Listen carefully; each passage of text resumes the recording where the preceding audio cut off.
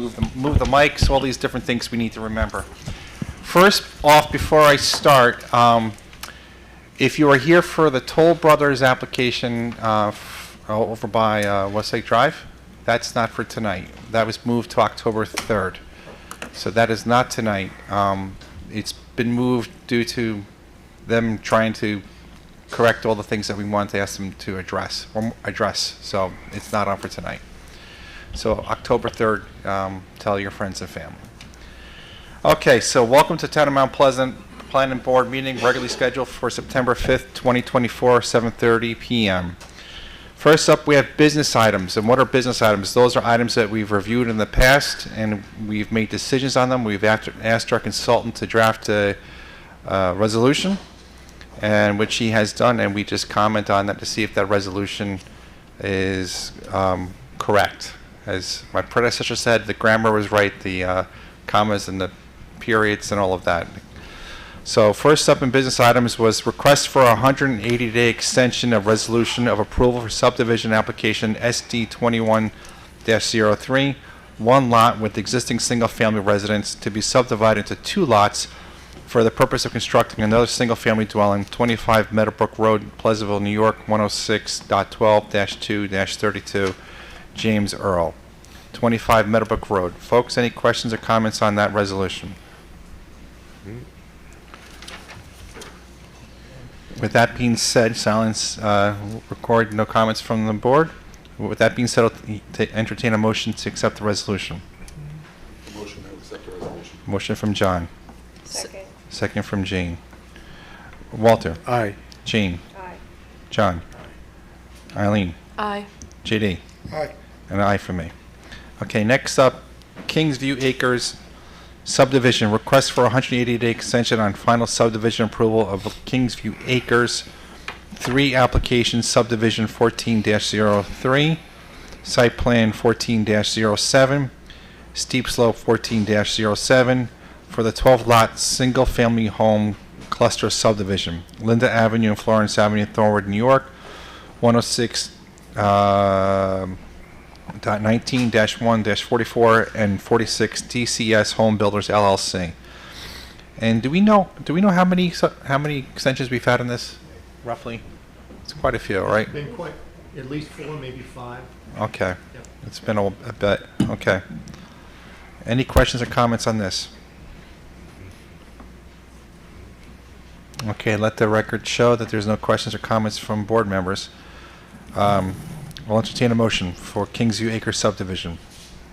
I'll make a motion. Motion from John. Second. Second from Eileen. Walter. Aye. Jane. Aye. John. Aye. Eileen. Aye. JD. Aye. And Joan. Abstain. And an aye for me. Okay. Finally, acceptance of minutes drafted from the 8/19/2024 Planning Board meeting.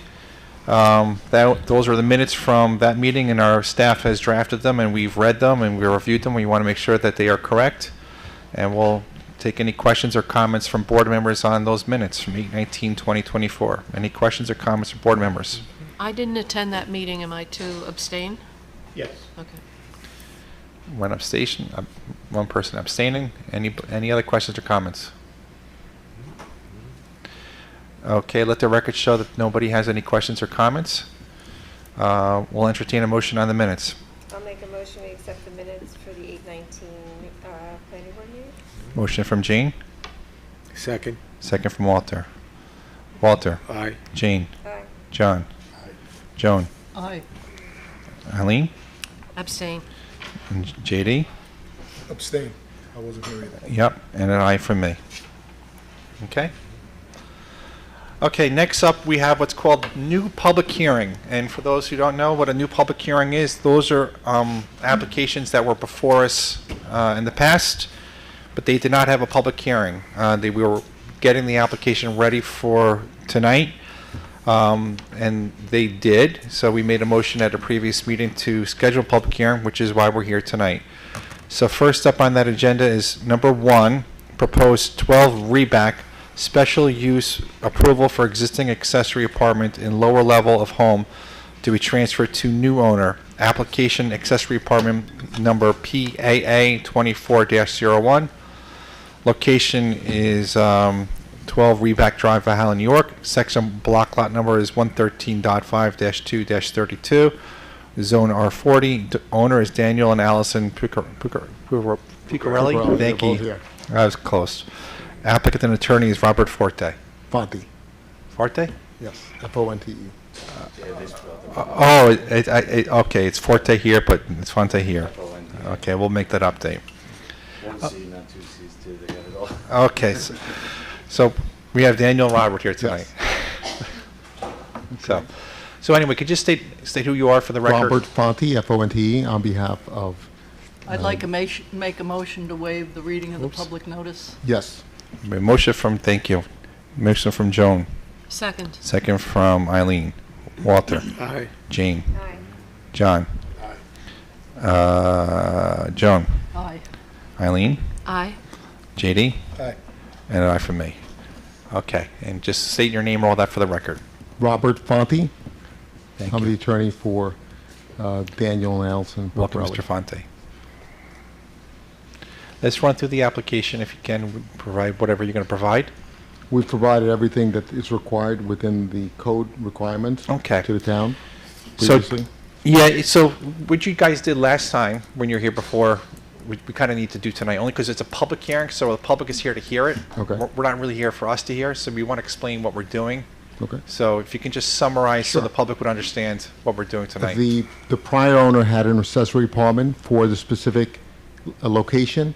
Once the transfer occurred, which it did to Mr. and Mrs. Picarelli, it lapses. A new application has to be done within 10 days, which was done. Yep. We did submit all the required documents to the town, including plans, which were previously in file with the town because they previously approved this accessory apartment. It had been an accessory apartment prior to the transfer of ownership for about 10 years. We did submit the permit, the fees, the plans showing parking, which is required under the code. We also submitted the size requirements, which is under 25% of the actual dwelling structure. We also did an environmental questionnaire, which was also followed up by the town engineer, providing an environmental analysis of the condition there. It is a one-family zone. The appearance is conducive with the area. It's a single-family zone. It looks like a single-family zone. There's no specific usage as an accessory apartment, which would indicate that it's such. We are providing all the specific utilities to the apartment. There's no separate meters for this apartment, so it's all in compliance with the specific. And again, the off-street parking is 2 parking spots, which are designated for the specific apartment, which are referenced also in the plans that we submitted. The lot size is just shy of an acre, and the actual apartment occupies about 24% of the whole structure, which is below the 25% requirements that the code requires. Okay. And it's also under 600 square feet. It's about 450 Right, square and we feet. know town staff has reviewed it Yes. extensively. But just for the public, one quick question I have is, and I know the answer, but I just want to make sure we have the public here. Nothing has changed in the apartment in terms of size. No, it's exactly the same as it was previously. Nothing's been changed except for painting. Yeah. That's it. Okay, thank you. Just want to make sure the public heard that. Yeah. Okay, any other questions or comments from board members? I have a question. Sure. Is this a rental or a family will be using it? It'll probably be a rental, local rental. He's seeking out family and friends right now. He is in the area. He grew up in the area, so he has a wide net of people that he knows in the area. So it'll probably be somebody that he It's knows. a studio or a one-bedroom? It's a 1-bedroom. Right? Yeah. 1 bedroom, a kitchen, and a bathroom. Okay. Any other questions? How the records show that the board doesn't have any more questions at this point. We have a public hearing. And I'm going to ask the people when you're walking in to keep it quiet. We have an application going on in front of you. Thank you. Okay, so we made note of that, and we have a public hearing that is open. So we need to make a decision what we're going to do with that public hearing. There are no public comments? Oh, the people threw me off. The public threw you off. They did tonight. They did. Okay. With that being said, thank you. So this is a public hearing, folks. Does anybody have a question or comment on this particular application on 12 Reback special use approval for existing accessory apartment and lower level of the home? Any questions at all? This is your chance for 12 Reback in Valhalla for the accessory use permit. Going once, going twice, going 3 times. Okay, now let the record show that the public also doesn't have any comments. Good thing you're here. I had to show up for some reason. Yes. I'll make a motion, we close the public hearing. Motion from Joan. Second. Second from Jean. Walter. Aye. Jean. Aye. John.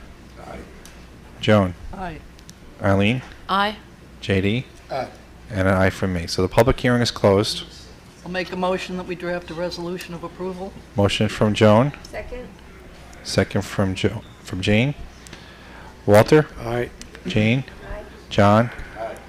Joan. Aye. Eileen. Aye. JD. Aye. Okay, you're done with us tonight. Thank you. But come Thank back. We're always here. Thank you. Thank you for the public service. All right. You are. All right. All right. Next up is item number 2, proposed 420 Nantahagan Road, proposed 1 lot into 2 lot subdivision for the purpose of developing a new single-family dwelling. Application is subdivision number PSD 24-1. Location is 420 Nantahagan Road, Thornwood, New York. Section block lot number is 107.17-2-16. Zone R40. Owner and applicant is Nantahagan 420 LLC. Architect is Spearman Architectural Design PC. Attorney is Philip Grimaldi. And I'm going to ask, you usually talk to us, but when we get to the public hearing, just try to pivot that to the public as well. And JD, make sure you're okay too. Because we're here for the public. You know, we try to make sure that they can see that.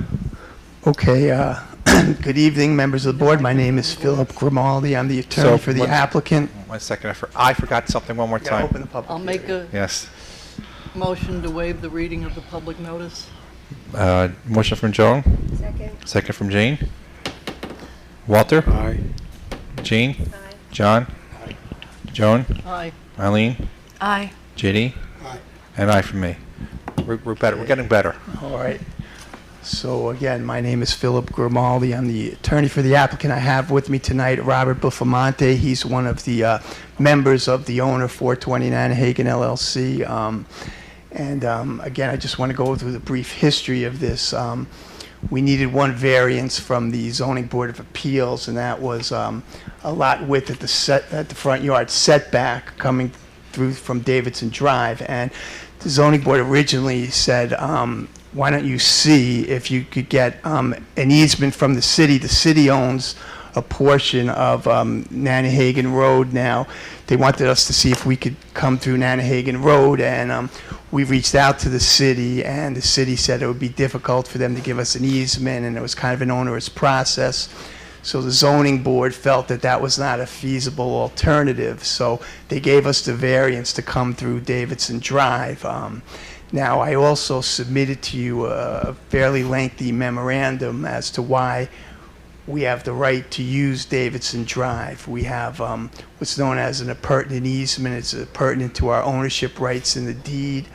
We also have a right because it was on a filed subdivision map. Davidson Drive was depicted on a filed subdivision map, and the abutting owners have the right to use that lot. We also mentioned that there's a town-owned sign at the intersection of Nantahagan and Davidson, and that, to me, or obviously it shows that the town considers it a street. And there are other streets such as Highclere Lane, Eaton Road right across the street, which are also designated as private roads. So I know that most of the objections tonight are not going to be to the building of the house. It's going to be to the use of Davidson Drive. And again, I'll be happy to answer all questions from the neighbors or whatnot. But I guess you want to hear from Mr. Buffamonte about the specifics of where the house is going to go. and- Before we do that, Who owns Davidson Drive? This It's owned by, the front of it, the northern portion is owned by Ianacino, they're 412. We own roughly, I think it's 150, 200 linear feet of it. And then there are, I guess, the two owners in the back, 5 and 6 Davidson Drive, own the rest of it. So we do own it. part of it, right? Yes, we own at least, like I And- said, and about 150 to 200 linear feet. And let's just kind of review, because I want to make, if these questions are going to come up, I want to nip them in the bud a little bit. So what, and I read all of your documentation, but this is for the public. So what gives the potential owner of the property the right to go over the front of that road? Okay, because when Mr. Deckers-Davidson owned this all in the 60s, okay, and he subdivided at that time, and at that time, the planning board, I guess, wasn't really involved with subdivisions of residential developments at that time. So what he did is, when he sold it off, he retained for himself an easement over the Ianacino property here on 412. So he reserved this for the owners of the property behind that, and that included himself. So that's an appurtenant easement, and it goes with the deed. And he also kept, again, even after he sold 5 and 6 and 412 Nanahagan, he kept for himself, 150, 200 linear feet of Davidson Drive that he still owns. So that's a deeded easement. It's an easement that's in the deed that Mr. Davidson gave to the three owners that he kept, and it passed when he sold the property. Okay. Okay. And the second reason, again, is that in 1992 there was a subdivision with the lot in the back. He had 3 acres at the time, but he conveyed one of those lots to the city of New York, and on that subdivision map, which was filed in 1992, Davidson Drive was depicted, and if you abut a road on a filed subdivision map, the abutting property owner has the right to utilize that. That was our second argument, and again, I know that the opposition is going to come because of Davidson Drive, but Okay. All right, just wanted to dig into that so we can Yeah. address those questions up front. you know. Okay. Okay, so Okay, so we're going to, I'll turn it over to Mr. Buffamonte. Yep. He could- Robert Buffamonte, thank you, good evening. He jumped ahead a little bit, so I'll keep this brief, but 420 Nanahagan was approximately 2 acres. We're proposing keeping the existing, almost 300-year-old farmhouse on the acre it sits on, renovating that, and splitting the second acre for a buildable one-family residence. Like you mentioned, there was one variance needed. I'll kind of touch on, most of you saw this already. If anyone didn't have any questions, please let me know. So I'll touch on just some of the changes from the last time you saw it. One was on Davidson Drive, there is town water, sewer, and gas. However, the water was at capacity. So instead of proposing bringing the water line all the way to Nanahagan, we found a suitable place for a well. So this indicates well water. Had to move a little drainage around for all the clearances. That's done. And since last time, the town engineer did issue a memo accepting everything the town engineer accepts, the drainage and such. We had to make one other change for a sewer manhole. It's a force main sewer, so it goes gravity down to here and then pumps up to Davidson Drive. He asked for an additional manhole at the property easement and then go gravity to the sewer main, so we've done that. Isn't the sewer behind?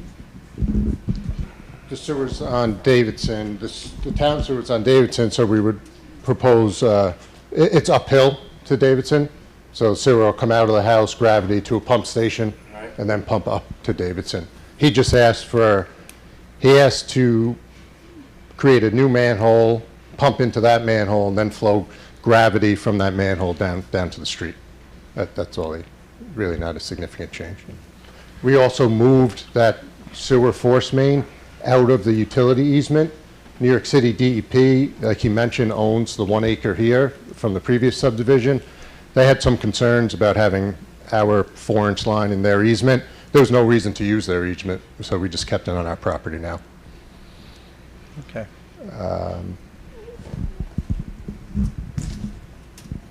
This is the latest survey from TC Merritt's. Once again, it shows the proposed well over here with the water service. It shows, that was really the only significant change that I could think of, on the proposed pump manhole and sewer line out of the easement. So just some history. I know Phil touched on it, but the existing driveway for 420 Nanahagan, approximately 50% of it is owned by the city in the 1992 subdivision. That's how they decided to do it, presumably so he reserved enough acreage to subdivide again. So that's that driveway. That's their access to their acre if they ever needed it. And so the access for new Lot 2 would come through Davidson Drive. To note, for zoning board, we created a right-of-way lot, if you want to call it, obviously not buildable, on Davidson Drive, which would be conveyed and owned by new Lot 2. Okay. And I know the answer to this question, but I like to answer these questions for the public. The building inspector signed off on all of this, correct? Yes. I'm sorry, the town engineer. So yeah, so the town engineer had some comments, multiple comments. They were all addressed. I don't have them in front of me. I apologize if you want to go through them. And he issued a memo before this meeting accepting all of the Thank you. I just want to say engineer. that publicly. Okay. Yep. And the one other thing I'll say publicly, because we're talking about Davidson, the easement, you know, this is something that came up from day one when this was conceptual with a formal meeting. It's been vetted through, you know, town consultant, planning board, zoning board, and I believe concurrence from the town attorney, Darius, weighed in on it as well. Okay. Any other comments from the applicant? Okay. Any questions or comments from fellow board members? Let the record show that the fellow board doesn't have any additional questions. Okay, folks, we are here for what's called a public hearing, which is why we're here for the public. So I'm going to kind of tee it up. If you're here for this application, please come up and we'll kind of go through that process for a second. I'm going to ask people to remember one thing. This board can't make a decision on emotions or conjecture or we have to make our decisions based on facts and law, and not what we want personally or nor wants or dislikes. It has to be based on facts and law. That's how the board operates, and that's how we are charged by New York State to operate. So that's given how we operate. So if you do come up, I ask you to try to frame your conversation in that light. You know, something specific about this application that's related to some facts or law. With that being said, the process to get up here tonight to speak to us is raise your hand in a minute. We'll give you a number. If you have a number, you can speak. If you don't have a number, you can't speak. If you're one of these people who's unsure if you want a number or not, raise your hand, because you can always turn it down. What I can't do at the end of the meeting is have 10 people throw their hands up at the end saying, I want to speak. Because I need to do one thing as chairman, is maintain order for the meeting. So we need to kind of keep that good order and keep the conversation flowing. So with that being said, yes, and we're going to try to time you guys to less than 5 minutes. I don't think we're going to have that many people, so we can be a little generous with time. Okay. So with that being said, if you'd like to address the board on this topic, and hold on one second. You are who? My name is Michael Sheridan. I'm an attorney for one of the neighbors. Okay, so you kind of jumped the gun on me a little bit. Sorry about that. He's going to be number one, I guess. I guess you're number one. All right. So, okay. So with that being said, you are number one. Okay. Any other people you want to speak to the board on this particular application? Number two. Anybody else? Number three in the back. Anybody else? And again, raise your hand if you're in doubt, because we have to kind of keep good order up here. So we have 3 people, 1, 2, 3. Anybody else? Okay, going number 4. Okay, we have 4 people going once, going twice, going 3 times. We have 4 people. We'd like to address the board. Welcome. Can you state who you are and all that for the record? Good evening, Chairman, members of the board. My name is Michael Sheridan. I'm an attorney with Snyder and Snyder. We're the attorneys for Gerard and Mary Ann Pagello, 6 Davidson Drive. They're adjacent to the property.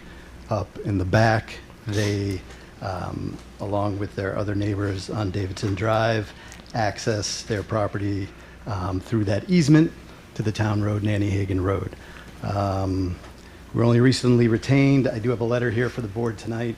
I will try and just summarize it for the board so that you understand the issues, the numerous issues that we found regarding the subdivision application. Mr. Grimaldi is correct in that a lot of them deal with the easement that is known as Davidson Drive. First off, Town Law 288A requires that new properties be located on existing roads that have access to such property. Mr. Grimaldi claims that the subdivision plot from 1993, which I have a copy of here, states or shows that Davidson Drive is a town road that the 420 Nanny Hagan Drive can access. That is incorrect. It only mentions it as a 30-foot right-of-way easement, not as a road. So it is 280A, Section B, requires that a street shown upon a plat be approved by the planning board.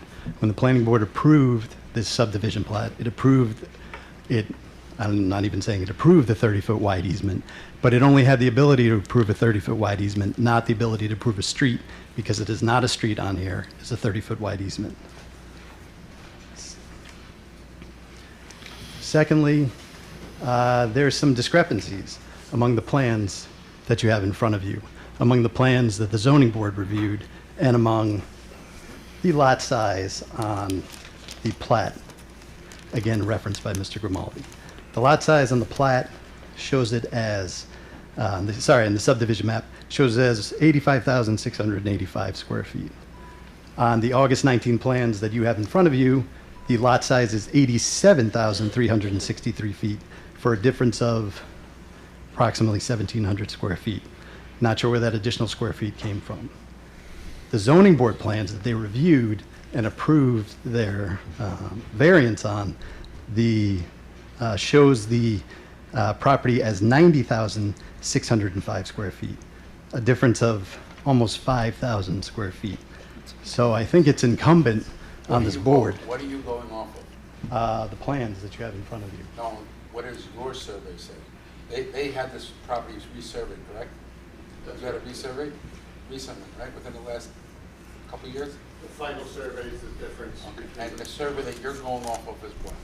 Well, I'm going off, first of all, the subdivision plot that was reviewed by this planning board, approved by this planning board, and recorded with the county clerk, says it does not have that much square footage. So I think it's incumbent on this planning board to make it, to find out where that difference is. And what's the date of that? 1993 it was recorded with 1993. the county clerk. Okay. Where did the zoning board map, why is that so vastly different? I can't answer that question. That's something that the applicant needs to answer, and I think they need to provide this board with the reasons why the numbers bounced around so much and why their current numbers do not match what is on record with the county clerk's office. And I think this is important because if you look at their bulk tables on your plans, a few of their bulk table requirements are barely compliant. And if they're barely compliant with the additional 1,700 square feet, if that 1,700 square feet doesn't exist, maybe they're not compliant at all. So I think So the two main issues were we have varying reports of the size of the property, correct, and the other issue was the road frontage issue. correct, Anything else? yes. Wait, before we leave that, is the total land area of the lots different?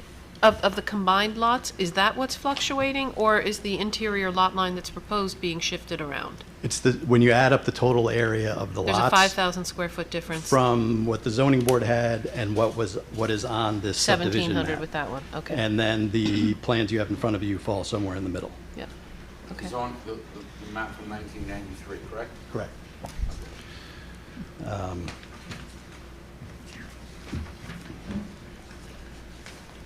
My next issue is that, and I'll try and make it quick because this is sort of a detailed one, is that 420 Nantahala Road does not have a right to use the Davidson Drive easement. When the easement was created, as was stated, it was split between 412 Nantahala Road and then the other two properties that have deeds that mention the Davidson Drive easement are 5 Davidson Drive and 6 Davidson Drive. In each of the deeds or documents recorded against their properties, they're each responsible for 1/3 of the maintenance of Davidson Drive. So 420 Nantahala Road, 1/3, 6 Davidson Drive, 1/3, 5 Davidson Drive, 1/3, which is 3/3, which is the whole maintenance of Davidson Drive. That, to me, is evidence that it was the intention of the original property owner, Deckers Davidson, that those were the only properties that were going to use Davidson Drive. To me, this was confirmed, again, going to the subdivision map from 1993, where up in the corner, it's an easement agreement. This easement agreement is between the two properties that are being split from the subdivision, which are both 420 Nantahala Road.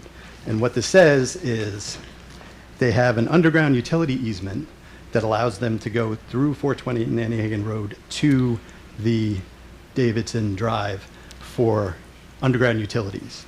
However, they have and this is where I have a question, they have an access easement agreement together only out to Nantahala Road directly, not to Davidson Drive. So it appears that Deckers Davidson said 420 Nantahala Road does not have the ability to access Nantahala Road through Davidson Drive. It can only access it directly to Nantahala Road through the property. Why the city of New York said that's not allowed when it's in the easement agreement on the subdivision map that allowed them to have their property, I believe they're incorrect and must allow it according to this easement agreement. Did you send all these items in writing to the board? I have a letter here, sorry. I was only retained recently, but I have it in the mind. time limit. Yeah. So you got a list. I'm almost done. So quickly, the other thing is, Mr. Grimaldi said that they have the easement, and the easement can only be done if it's abandoned. We believe it was abandoned. What we just showed was to abandon an easement, you need to not use it and do something overtly, say you don't want to use it anymore. Deckers Davidson did not use that easement. It's my understanding it was at 420 Nantahala Road for access.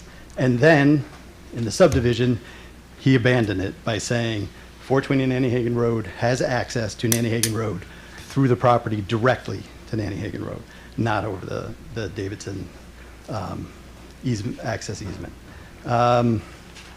Quickly, the final thing is, one of the reasons why Deckers Davidson, and I don't want to put words in his mouth, but one of the reasons he may have done that is because he didn't want to overburden the Davidson easement, access easement, because there already are 3 properties on it. It's not a large or wide access easement. And that is a concern of, I believe, all the neighbors, but I'll speak for my clients, a concern that it's overburdened and that they would have issues maybe if there's too much traffic on it and if there's an emergency for emergency vehicles to get up and down the road.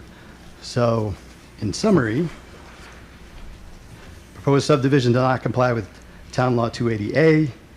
The applicant submitted sets of plans of varying size. 420 Nantahala Road does not have the right to utilize the Davidson easement, but does have access to Nantahala Road directly. Even if 420 Nantahala Road did have the right to utilize the Davidson easement, the use would overburden it. So we request that this board deny the application, or at the very least tonight, request responses in writing that we can all review for the next meeting. Okay. Yeah, let's have whatever you're going to provide to us, because this is definitely new information, which is why we're here. That's what a public hearing is for. Do you have an electronic copy of this, by the way? I can get one. Can you get one to Carolyn? Sure. And she will distribute that to the board. Probably more efficient to do it that way. We'll take that tonight too, if you have that, because people may want to look at it as we talk tonight. Sure. I can give you the folder back. Okay, I don't want to take a good folder. All this?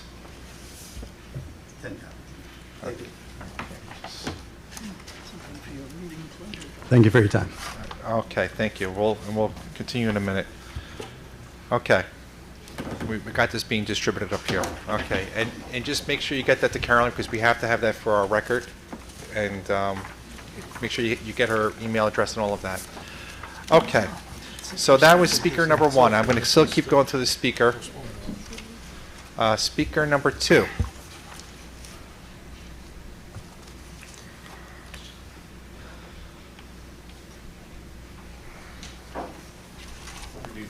Good evening. I'm Frank Calabro, live on 5 Davidson Drive, and I've been there since 1987.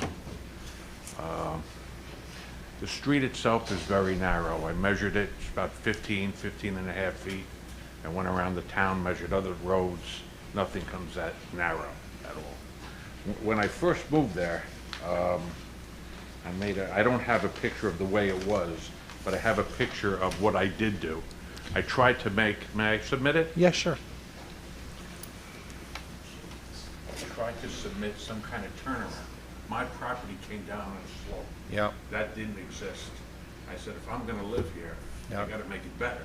yeah, So I'm just trying to show the importance of how narrow this road is. This here, where the sign is where all the landscapers park. Nobody cuts their own yard, everybody gets a landscaper. They pick a wide portion of the street, Yeah. naturally, so we could get by. And this shows, entering the street, how narrow it really is. Okay. So, the concern is today everybody orders online. You have these Amazon trucks coming, quite large. It's just a narrow road, and that's why we're so concerned about it. Okay. I don't know if it could handle. It's a little tough now, but it's not impossible. Yeah. But with more trucks, it's tough. okay. It's a safety issue. Thank God we've never had a fire, never had fire trucks. The garbage does not get picked up there. We bring it to Nanahagan, to the end of the road. Yeah. He couldn't turn around. Yeah, The small mail truck can, which we're lucky. But that's my feeling, it's safety. okay, thank you. Thank And thank you for coming out tonight. Appreciate it. Speaker number 3. You're speaker 3, right? She is now. She's now. We'll make sure we get Well, you. she could be 4 as well. Okay. My name is Ellie Calabro, and I'm at 5 Davidson Drive. And the reason why, You can, Ellie Calabro, and the there you reason go. why No, I'm you here. can hold it if you like. Okay. You can dance around the room or whatever you want. So we've been living there for 37 years, and I know Mr. Davidson when he was there, and he had the property, and the Pearls when they bought the property, and the Prianos when they bought the property. Nobody ever used Davidson Drive. They never even came up there. If they had a party, they would ask us, is it okay if our company parks up there for the weekend? Usually it was a 4th of July thing. That was it. So nobody ever used that property as far as, I'm there 37 years and I remember them. So nobody ever used that property. So Okay. if they're saying they own it, they don't. Okay. They haven't. So that was my concern. My concern is also it's overburdening the area. If there's ever any emergencies, I don't know how you would get in and out. When they were doing construction and maintenance, they were parking all up there and their trucks were up there. They damaged the road. We couldn't get by. It was very high. It was very hard because there's trees on each side and the road is only 15 feet. It was very, very hard. And then we have some bridge and water that goes under through Nanahagan Road, and if that gets damaged, and there's trucks that come down on that because they're building a property and they're coming through Davidson, it could collapse, and then we're stuck. So that's interesting, that bridge. So Yes. where is that bridge? That's on Davidson? Davidson Drive, yes. And we're gonna use that bridge to go across. Yep. So to- if there's that ever collapses, then we're Who really, who maintains or owns that bridge? we all, I don't know who maintains it. We all do, collectively, 412 owns that bridge? yeah. Do you know what the weight limit on the bridge is? I'm not sure. You know, the weight limit? We would have to have Yeah, that have would the have to engineer be, take a but look at that. If that collapsed We because need to know there's what the weight trucks, limit on that is. then we're landlocked. We really do. Yeah, Pat, for the bridge conversation, we need to tie in the town engineer. Yeah. Let's make sure. Okay, thank you for coming out tonight.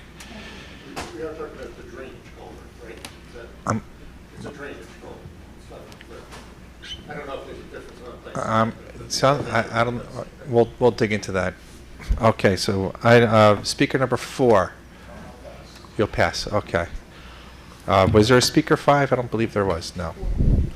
Okay, so, yes. Just one quick, and I know you're not going to close the meeting tonight, but close the hearing.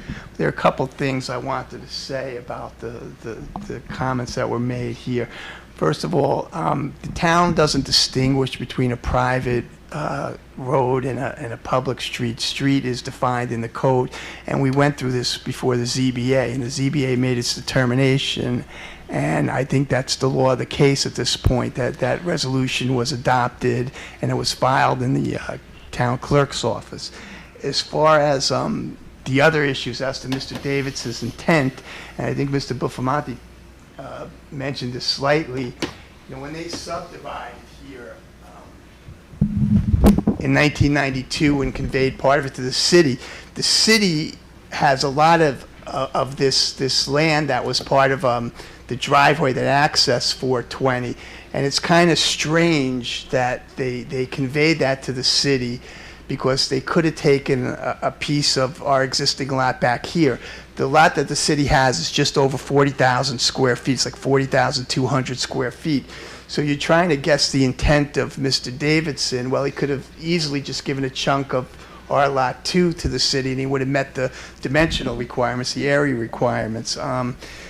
The other thing I want to say is, again, we still have an ownership easement and an ownership interest in Davidson Drive. Now, if Mr. Davidson wanted to wash his hands of Davidson Drive, he could have easily conveyed it back in the 60s to the other lot owners. Okay, he didn't have to keep that.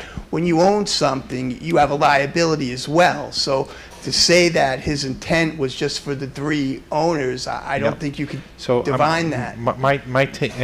I'm sorry to ask this question, but has Mr. Davidson passed away? Yes, he passed away Okay, about so close to 30 years ago. Yeah, so, okay, one thing we're going to do, guys, we're not going to, let me just make sure I level set for everybody here for tonight, whether you're here for this application or other applications. We're not going to shout from the back. We have to run the meeting. But let me just get this one point out. I do not want to go down the path of assuming or presuming what Mr. Davidson did or not want to do. Correct. Right, correct, but we don't want I heard one of the speakers say that about Mr. Davidson's intent and also you, but we want to stay away from that. And I understand that, and that's why I want to address that, because I don't, I think it clearly wasn't his intent, as the other speaker said. And again, you could have expressly said that this easement is limited to the owners of 412, 5, and 6 Davis, and that's nowhere in anything. So how, with the variance in the surveys and the lot size, we have to straighten that conversation out. That's another thing I just wanted to mention. I think part of the confusion is that this piece of Davidson isn't in the calculations. That probably is what brought it to 90,000 square feet. So we'll straighten that out with the architect as well. For total square footage, CC Merritt's is obviously, they stamped it and signed it. So, I mean, listen, we could look into it and question it, but my gut tells me, there's not going to be wrong. I think the confusion is we broke off a piece of Davidson Drive, like I mentioned, as a right-of-way parcel. So that square footage there's technically 3 parcels on here. What we need is the complete package, right, for the and public. That's here and it's been submitted to the board. One question. You said this was subdivided when? This was subdivided in 1992. There's a filed subdivision map. Was anything at that subdivision, was anything built? No, the city just kept the property. The other point I wanted to make is that the city didn't need, the city's lot. Hey, Phil, do me a favor, just grab the mic. The city's lot is over here. It would be illogical for them to need to use Davidson Drive. They didn't need it. They they have access to Nanahagan Road if they did, and they own a lot in the back. So it would be illogical to say, well, because when it was subdivided, they didn't reserve an easement over Davidson Drive or whatever the applicant said, or the attorney said. It's illogical. They don't need Davidson Drive. They're way on the other side. They couldn't utilize it, so. So just let me make this clear. You made a point, two things. One is, you have an updated survey, right? DC Marion? Correct. Yes. You made an updated survey. Pat, we have an updated survey. Obviously, there's some numbers different. I'm sure it's something simple, and we'll put that to bed. As far as the word intent, there is no intent. Like the chairman said, there's laws to be followed, that's what we follow. Whether Mr. Davidson wanted it, I wanted a lot of things too, I didn't get it. But the law is the law, and I'm not trying to be smart and wise about it. I get it, I understand the complexity here. But we have to follow the law, what the ZBA gave to you. You know, between you and their attorney, you can figure out and take it from there. We agree. We don't want to talk about intent, right? We did that, and when we went before the ZBA, we made it clear that we considered the street, and the ZBA agreed. The ZBA agreed, and even we didn't get any comments from the town attorney. That memo was sent to him. The previous memo back in May was sent to him, and the one in July was sent to him as well. And there is, it's now. The people have some concerns, right? That's fine. Answer them in writing. Yes. Get it back to Pat, and we'll take it from there. And get it, let's get that memo from this attorney to our attorney, and get some feedback from them. And to me as well. And you as well. Yeah. And we'll circle back on that. Any other questions or comments from board members on this? I just want to, yeah, I don't feel like this board should be making legal decisions about what's enforceable, what's not, so if we could get some feedback from the town attorney. And Mr. Buffamonte, do you have any objection to having access off of Nanahagan? Presumably you own the entire parcel, and you would have it maybe a shared driveway to get to the back? So the zoning board actually asked us to explore that. We were not approved in the first zoning board meeting. Even though we were going for a separate variance, they said we have to exhaust all other feasible options. So we explored that. We don't own that whole driveway. We only own about half of it. New York City DEP owns it, and 420 Nanahagan has an easement from New York City DEP to use it. And that's what you were referring to, And New York Mr. City Grimaldi? DEP wrote a Okay. letter, which is in the file, saying it's not feasible. Davidson Drive would be the only feasible option. They would have, they said the entire easement between 420 and New York City DEP would have to be thrown out, redone, and they didn't believe it was a feasible option, which is why we got zoning board approval for the variance, and at that time they agreed that Davidson Drive was frontage, meaning it is a street. And also, there was a concern with the safety issues of having another house utilized. So we have two things. We have something we want to get to Darius, right? And we also have the comments on this bridge. I'm not understanding what that bridge is or is not. But if there is a bridge there, we definitely need to get the town engineer to weigh in on that. Anything else? I think that was it. I think we're going to need to leave this public hearing open, and we'll come back.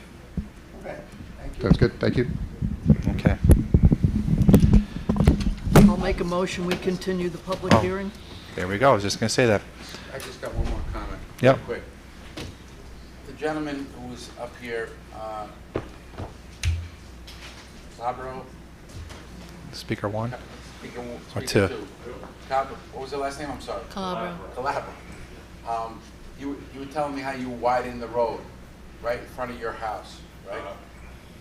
So people can turn around and whatnot, So right? I could, yeah. Right. Yeah. How many houses are behind you? None. No, not directly behind you, past your house. None? No, just alongside of it. Just alongside you. Yes. Now, Number 6. I take it that's your wife, right? Yes. She was mentioning how the road is not wide enough, correct? It's a thin road. It's very thin. Okay. So, is there any entertainment as part of his, to widen it for the neighbors? That's a concern. Maybe he's building his houses, or building his house, possibility to widen the road to help everybody with access and whatnot.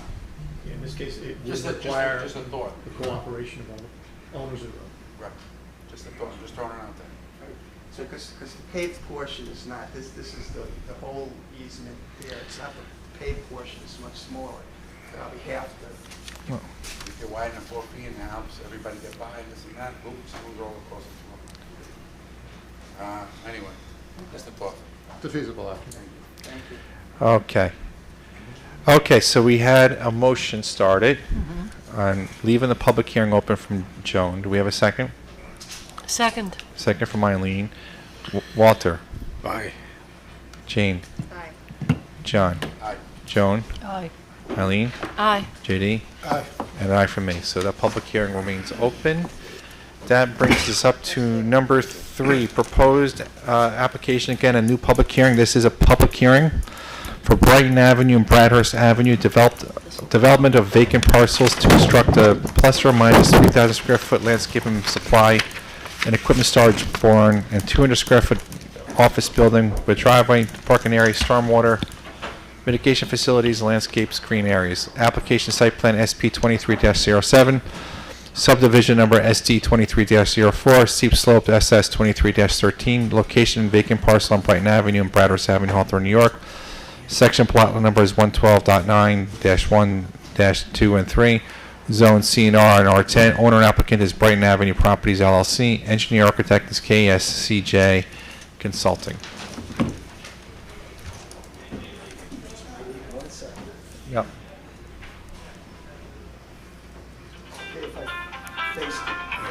Yeah, more for the public tonight. We've seen most of this. And I know there's public here tonight. If you want to move up closer in your seat, then you're welcome to do that. It's a new public hearing. I'll make a Yes. motion to waive the reading of the public notice. We have a motion from Jane.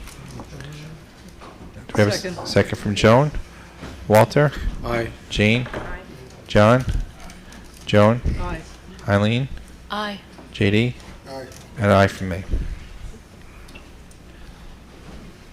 Okay.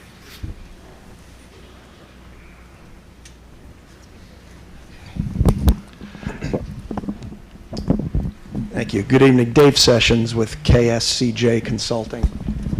Mark DeFabio and Gina DeFabio and Vinny DePasquale are here, the owners of the property, and Adam Weckstein behind me from the law firm Hockerman, Tortorella, and Weckstein, the applicant's legal counsel. We're here, obviously, for a public hearing, and I'd just like to give a brief history of the recent submissions that we've made to the planning board. We've made a total of 13 submissions, 9 to the planning board, 3 submissions to New York State DOT, and 1 submission to the zoning board. The 9 submissions to the planning board were October 12th, December 4th, December 22nd, December 28th, January 18th, April 22nd, May 24th, June 5th, and August 14th.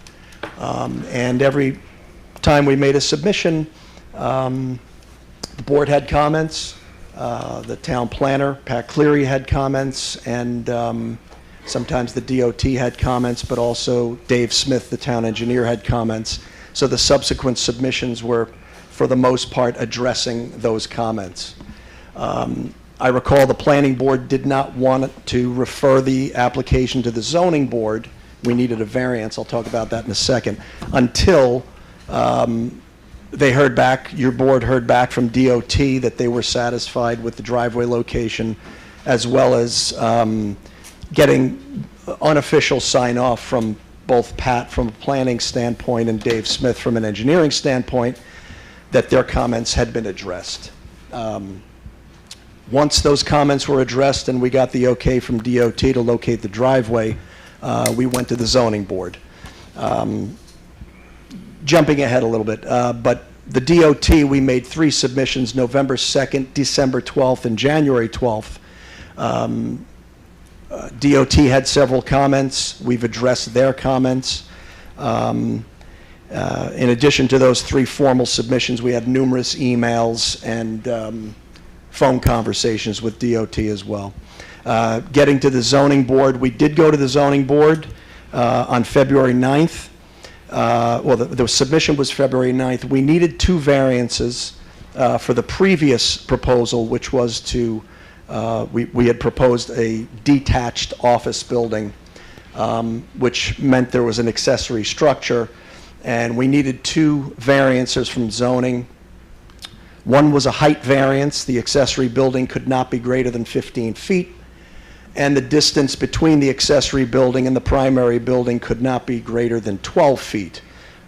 We needed variance for both of those. We appeared before the zoning board. We were denied. For the most part, the zoning board said, listen, you can theoretically locate the office component of your business inside the one building. So there is a viable option in the zoning board's opinion. We did not, in their opinion, necessarily need the detached building, which was, for the most part, the reason why the zoning denied the application. So we then relocated the office component in the building itself, and now we've got one building that's not only housing the office component of the business, but it's also housing the storage component. So, little history on the ZBA. And if anybody has any questions. Just talk about the site, the existing conditions. The applicant owns 2 parcels.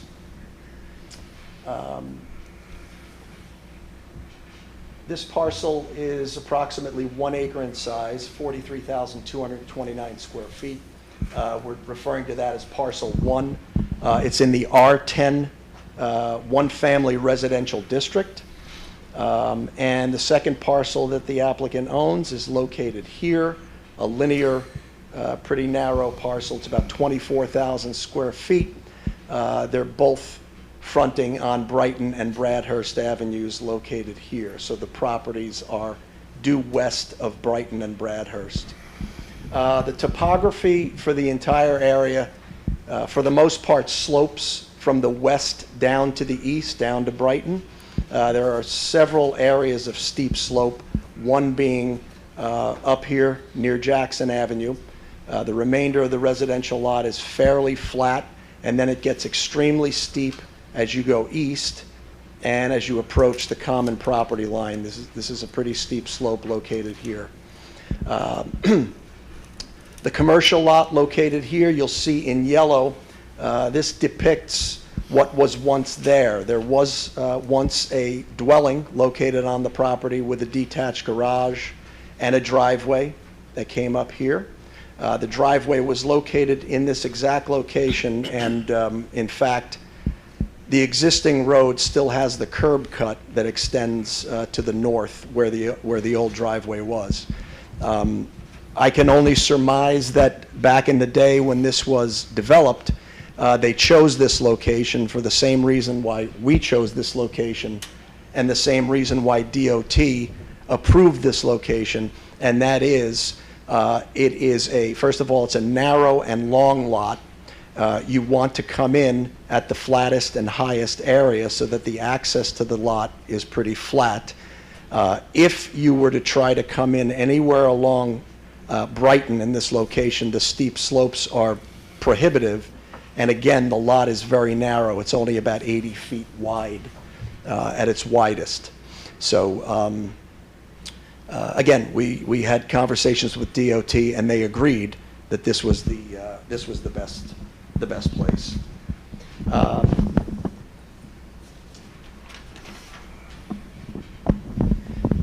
The original plan for the property was that Mark and Gina were going to purchase the property, build their business here, keep their business in the town of Mount Pleasant.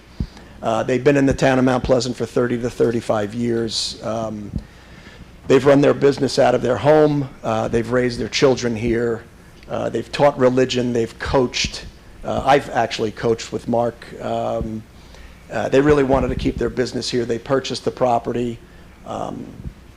We went through several meetings with the planning board. We heard what the planning board had to say.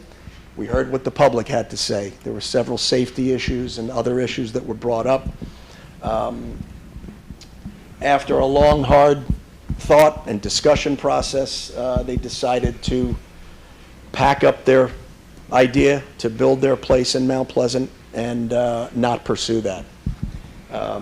They've changed their plans, and I'll walk you through what the proposal is at this point.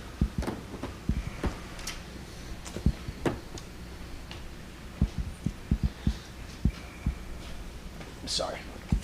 Just give me 1 second.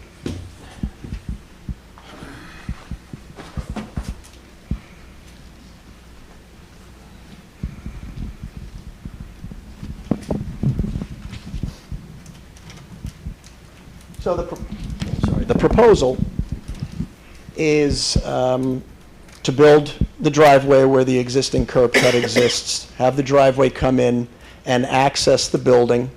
The building is approximately 3,000 square feet in its footprint. As I mentioned before, there was a proposed detached office component here, which is now in the building itself.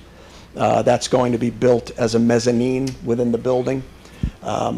There is parking located here, different size spaces, some for not residential, but some for passenger cars, larger spaces for pickup trucks and box trucks. Once upon a time, we had 2 very large and long trailer parking spaces along the east side of the property. I'll get into that later, but those trailer spaces have been removed and replaced with 4 passenger spaces. As I mentioned before, the town engineer and the town planner had scrutinized the plan during the entire process. Essentially, the site plan has not changed from the initial conception to what we're proposing now as far as a disturbance envelope is concerned, as far as the stormwater, the overall limit of disturbance. It's pretty much all the same.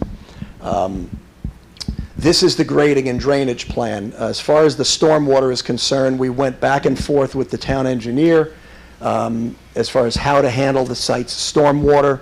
We're going to be accommodating the larger storm events per the code in the town of Mount Pleasant. We've got a combination of underground detention and Cultec infiltration systems, series of catch basins with deep sumps, handling all of the storm water. Ultimately, the town engineer did sign off on the design. We've submitted a stormwater pollution prevention plan, which he's also signed off on.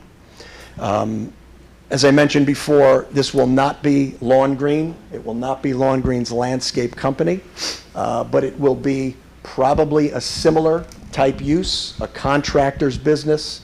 Watch your head, Adam.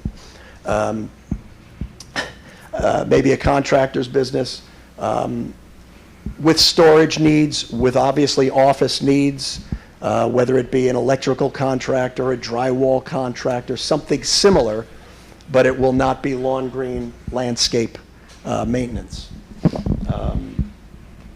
As part of the application, we are also proposing a lot line change. We'll go back to the existing conditions plan. As I said before, this is the existing 0.6 of an acre property, and the residential property has a flag that comes out in this location. We are proposing this lot line change for a number of reasons. Probably the most important reason is turnaround capabilities. As I mentioned, it's very narrow. To get trucks, especially emergency vehicles, we've designed this for a 45 to 50 foot long emergency vehicle, whether it be a fire truck, a ladder truck, something like that. In order for them to come in and turn around, the width is just not adequate. It needs to be wider for that reason. Also, building setbacks. If the existing lot line remained here, the building would have to be set back from that lot line, pushed further toward the front. We have restrictions from zoning that if there is parking in the front of the property, the building has to be set back 50 feet from the street line. So if we're pushed further to the east, we've got a problem to the east. If we're pushed further to the west, it kind of works itself out. Again, as I said, the narrowness of the lot is pretty unreasonable. So that's the reason for the lot line change.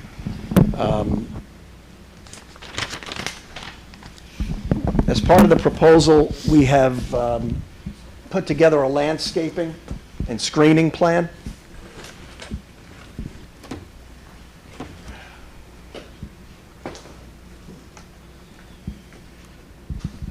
We've heard the neighbors' homes. The closest homes are 1, 2, 3, 4. This is a little bigger picture where you can see some of the other neighbors.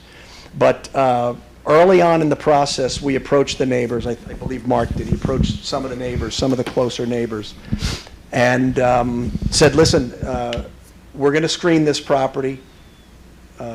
We want to be able to screen as much as we can from the building, from your homes. It would be better, it would be for a better screen if some of the landscaping were to be on the actual neighbors' properties because of the topography. It's a much higher elevation here than it is down here. We didn't need it to be that way. We threw it out. If the neighbors wanted it, it would be a better screen. We also understand that maybe they don't want any screening on their property. Their property is so big, and they don't want to encumber it in that way. That's fine. We gave them the option. They declined, which is perfectly fine. So we have put our screening along here, along the western portion of the property line, and a little bit of the residential lot here. We've got about 20 evergreen trees located along this entire western property line, planted height of about 8 feet. They will obviously grow. They're pretty fast growers. And we've got, 22 evergreens. We've got 39 shrubs that we're proposing, combination of the entrance statement as well as in front of the building. We've got another tree here. We've got some evergreens in the front as well. But the entrance statement will have also about 225 ground cover and perennials, which will really define this entrance. And jumping ahead a little bit, once this is completed, and the neighbors realize that there is an active business going on here and an active driveway, and the area is opened up for sight distance, it's just my opinion and the opinion of some traffic engineers that people will realize this is an active driveway and approach a little more cautiously. It's not scientific, but I think it's kind of realistic. Right now, there's no one that can come in and out of this area because there's no active driveway. So people will whip up this street realizing that there's no danger. Once this is opened up, it's my opinion that it will be safer. And the approach, this sight distance is much more limited than the sight distance going to the southwest. Approaching the driveway is an uphill approach, anywhere from about 8, I believe, to 10%.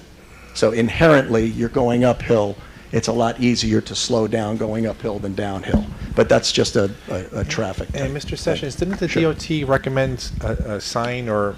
They did. Can you just speak to that for Sure. 1 minute? Sure. The DOT submitted, I believe, 3 comment letters to us over the process.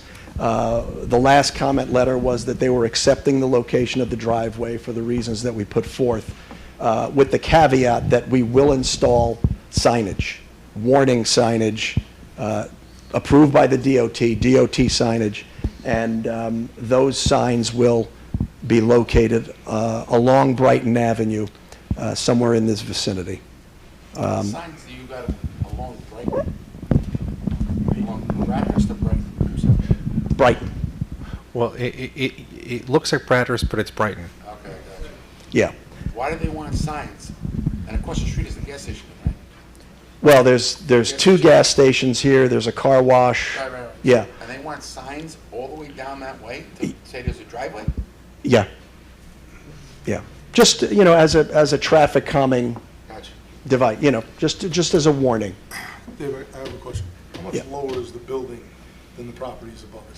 What's the difference in elevation? The difference in elevation, well, here you go. We've got a site section here, two sections that we've cut from this area into the site and from this area going through this home to the building. The window height of that residence versus the ridge of the building is about a 20-foot difference in elevation. Now, obviously, as you get further down closer to the site, the topography gets lower and lower, and there's not that much of a difference. But up at the house site, there's 20 plus or minus foot difference in elevation. And what's the height of the evergreens that you're proposing? We're planted height 8 feet. And, these evergreens will grow anywhere from 1 to 2 to 3 feet a year, depending. So that's a wall where you're asking for the lot line to be changed to. That's only going to be for planting, and then you have a retaining wall over here where the cars are going to park? Okay, so there's a pretty short retaining wall in this location, ranging anywhere from 1.5 to about 3.5 feet. There's no wall in the back on the west. This is a steep embankment that will be graded up. And there'll be, well, that's another thing I'll get to later, but there's absolutely no storage of materials, any materials associated with any use that's ultimately put here will be within that area of the residential strip. In fact, I'm jumping the gun, but we're proposing a deed restriction. Is it going to be planted at all? This will be planted, well, you can see the evergreens on the top of that strip and a little portion of this. This will be a combination of earth and riprap where it gets a little steeper. So you're just going to have a curb line and then those are the parking spots? Curb line, and then right up into the embankment, and then on the top, the evergreen screening. Correct. And how high is the building? What's the height of the building? Height of the building is 27 feet to the ridge, which is I guess 8 feet lower than a typical residential home can be by code. 35 feet is the highest for a residence. This is 27 feet. And it's a barn type structure.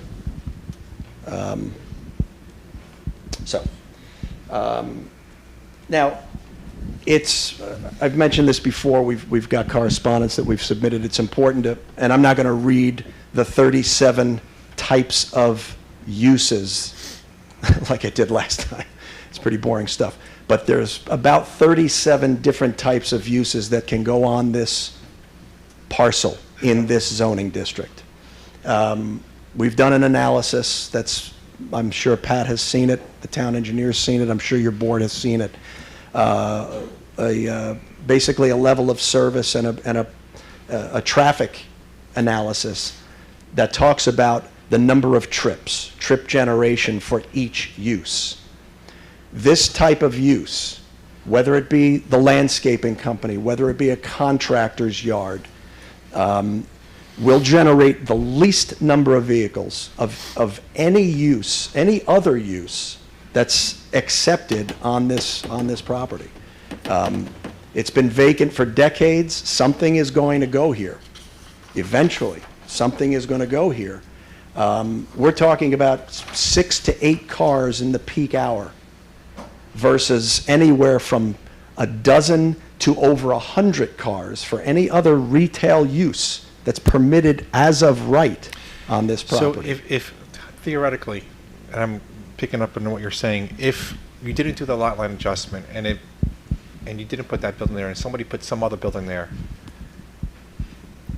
would you have to come back before the planning board? and that's a Pat question as well. If it was change of use, but if it wasn't change of use, if it was, A business within a permitted use that's approved by you does not have to come back. all right, thank you. Just want to, that's a foundational statement. So, just the last submission we made to your board, I just wanted to reiterate the changes that we've made. And I hope that they're satisfactory to the public. I hope they're satisfactory to the board. We've committed to having no dump trucks permitted on this property as part of the business. We've committed to having no trailers on this property as part of the business. Lawn Green, as I said, is not being proposed anymore. It is not being proposed as a landscape company at this time. No outside storage of materials is going to be permitted. And we have, let me get the plan, we have committed, as I mentioned before, to a deed restriction. If I can find it.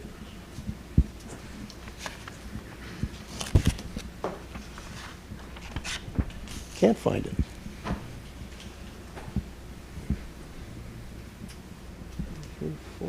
Well, anyway.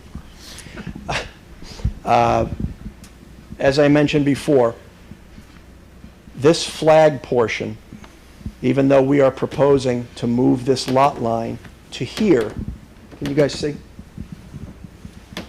This flag portion here there'll be a legal restriction that prohibits any part of this commercial use, any storage whatsoever, from encroaching into that restriction. That restriction will run with the land. Adam, correct me if I'm wrong. It'll run with the land.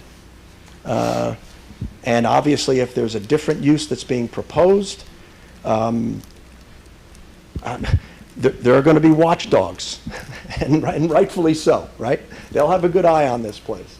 But this will be restricted. You know, it's going beyond my word that I've said from day one that there'll be no storage of materials in that flag.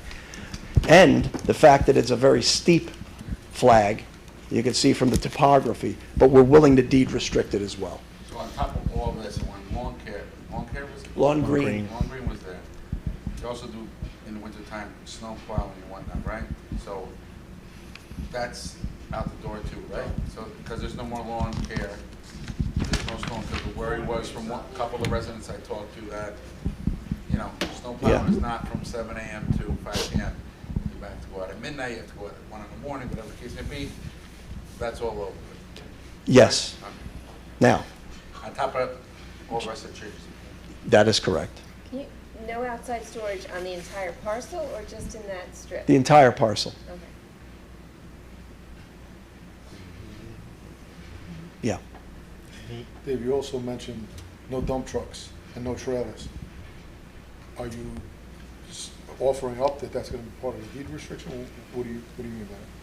No, I mean, look, what I don't think anybody can control is if, look, we don't know exactly the type of use that's going to be there. Let's say it's an electrical contractor business, and something is being delivered there one day, and a dump truck pulls in and delivers material and leaves. It's not part of the business, meaning there's going to be a dump truck coming in and out every day because it's part of the business. This is a once every, and I'm making this up, but it's a once every 6 months there's a dump truck that enters the site. You know, we're looking for some reasonable flexibility. Let's clear this up. When you say dump truck, okay? Because when people who don't understand, when you say dump truck, we're not getting dump trucks full of dirt or those kind of dump trucks. Correct. We're talking about a dump truck that's the size of a pickup that has a bed on it. And if they got to drop off light fixtures or a couple of pieces of sheetrock, they could do that at my house anytime they want. What's the difference, right? Right, exactly. So, be clear. Don't say dump truck because right away people assume Different images. they're coming with Yeah. It's a delivery. It's a good point. You know what I'm saying? Absolutely. So a dump truck is a pickup truck with a bed on it that if you got to, Yep. like I have, that I pick up 30 pieces of sheet rock and put it on mine? Exactly, exactly. Okay. It gets confusing. Well, thank you for pointing that out. It's a good point. You're right. Anything else? No, I don't think so. I think I've covered. I just want to say that I think that this has come a long way, and you guys have listened to, what the public has asked for, and the fact that something can be built here, and something eventually can be built here. And the use that you guys are suggesting now without Long Green being there is probably the most limited exposure that anybody's going to have, right? If it's somebody, if they come in the morning, maybe there's 1, 2 people in the office versus what a retail space could be here. I think, this has come a long way. Okay, good. Thank you. Any other questions or comments from board members? And we'll open it up to the public in a moment. Okay, let the record show no other comments or questions from board members. We're going to open it up to the public, which is why we're here tonight in a moment. We did receive a number of memos, emails, comments from people who were against the application and some who were for the application. We've read all of them, and I also know that there is an application before the ZBA that is not for this board to comment on. We'll have probably some feedback on that tonight in terms of the public, but that's nothing that this board can comment on because we are not the ZBA. We don't make the decisions that the ZBA makes. So with that being said, just to set the groundwork a little bit, again, we can't make decisions based off of wishes or wants or opinions. It has to be based off of facts and law. So if you come to the mic, just remember to keep that in mind, that the decisions we make have to be based on those types of things. So with that being said, if you'd like to speak, raise your hand and get a number. And if you have your hand up and you have a number, you can speak. If you don't have a number, you can't speak. So if you're one of these people who can't decide if you want a number or not, raise your hand now. Okay, thank you very much. Let me get through my shtick. 1, 2, 3, 4, 5, 6, 7. Is there anybody else? 8, 8. 9. Where's 9? 9 is. Oh, 9. I'm sorry. 9 way in the back. You're behind the camera. Yes, 10. 10. Okay, we are 10. Going once, going twice, going 3 times. Let the record show that we've had 10 people raise their hands who'd like to address the board. We have speaker number 1. Good evening. Good evening. Let me just, a little visual up here.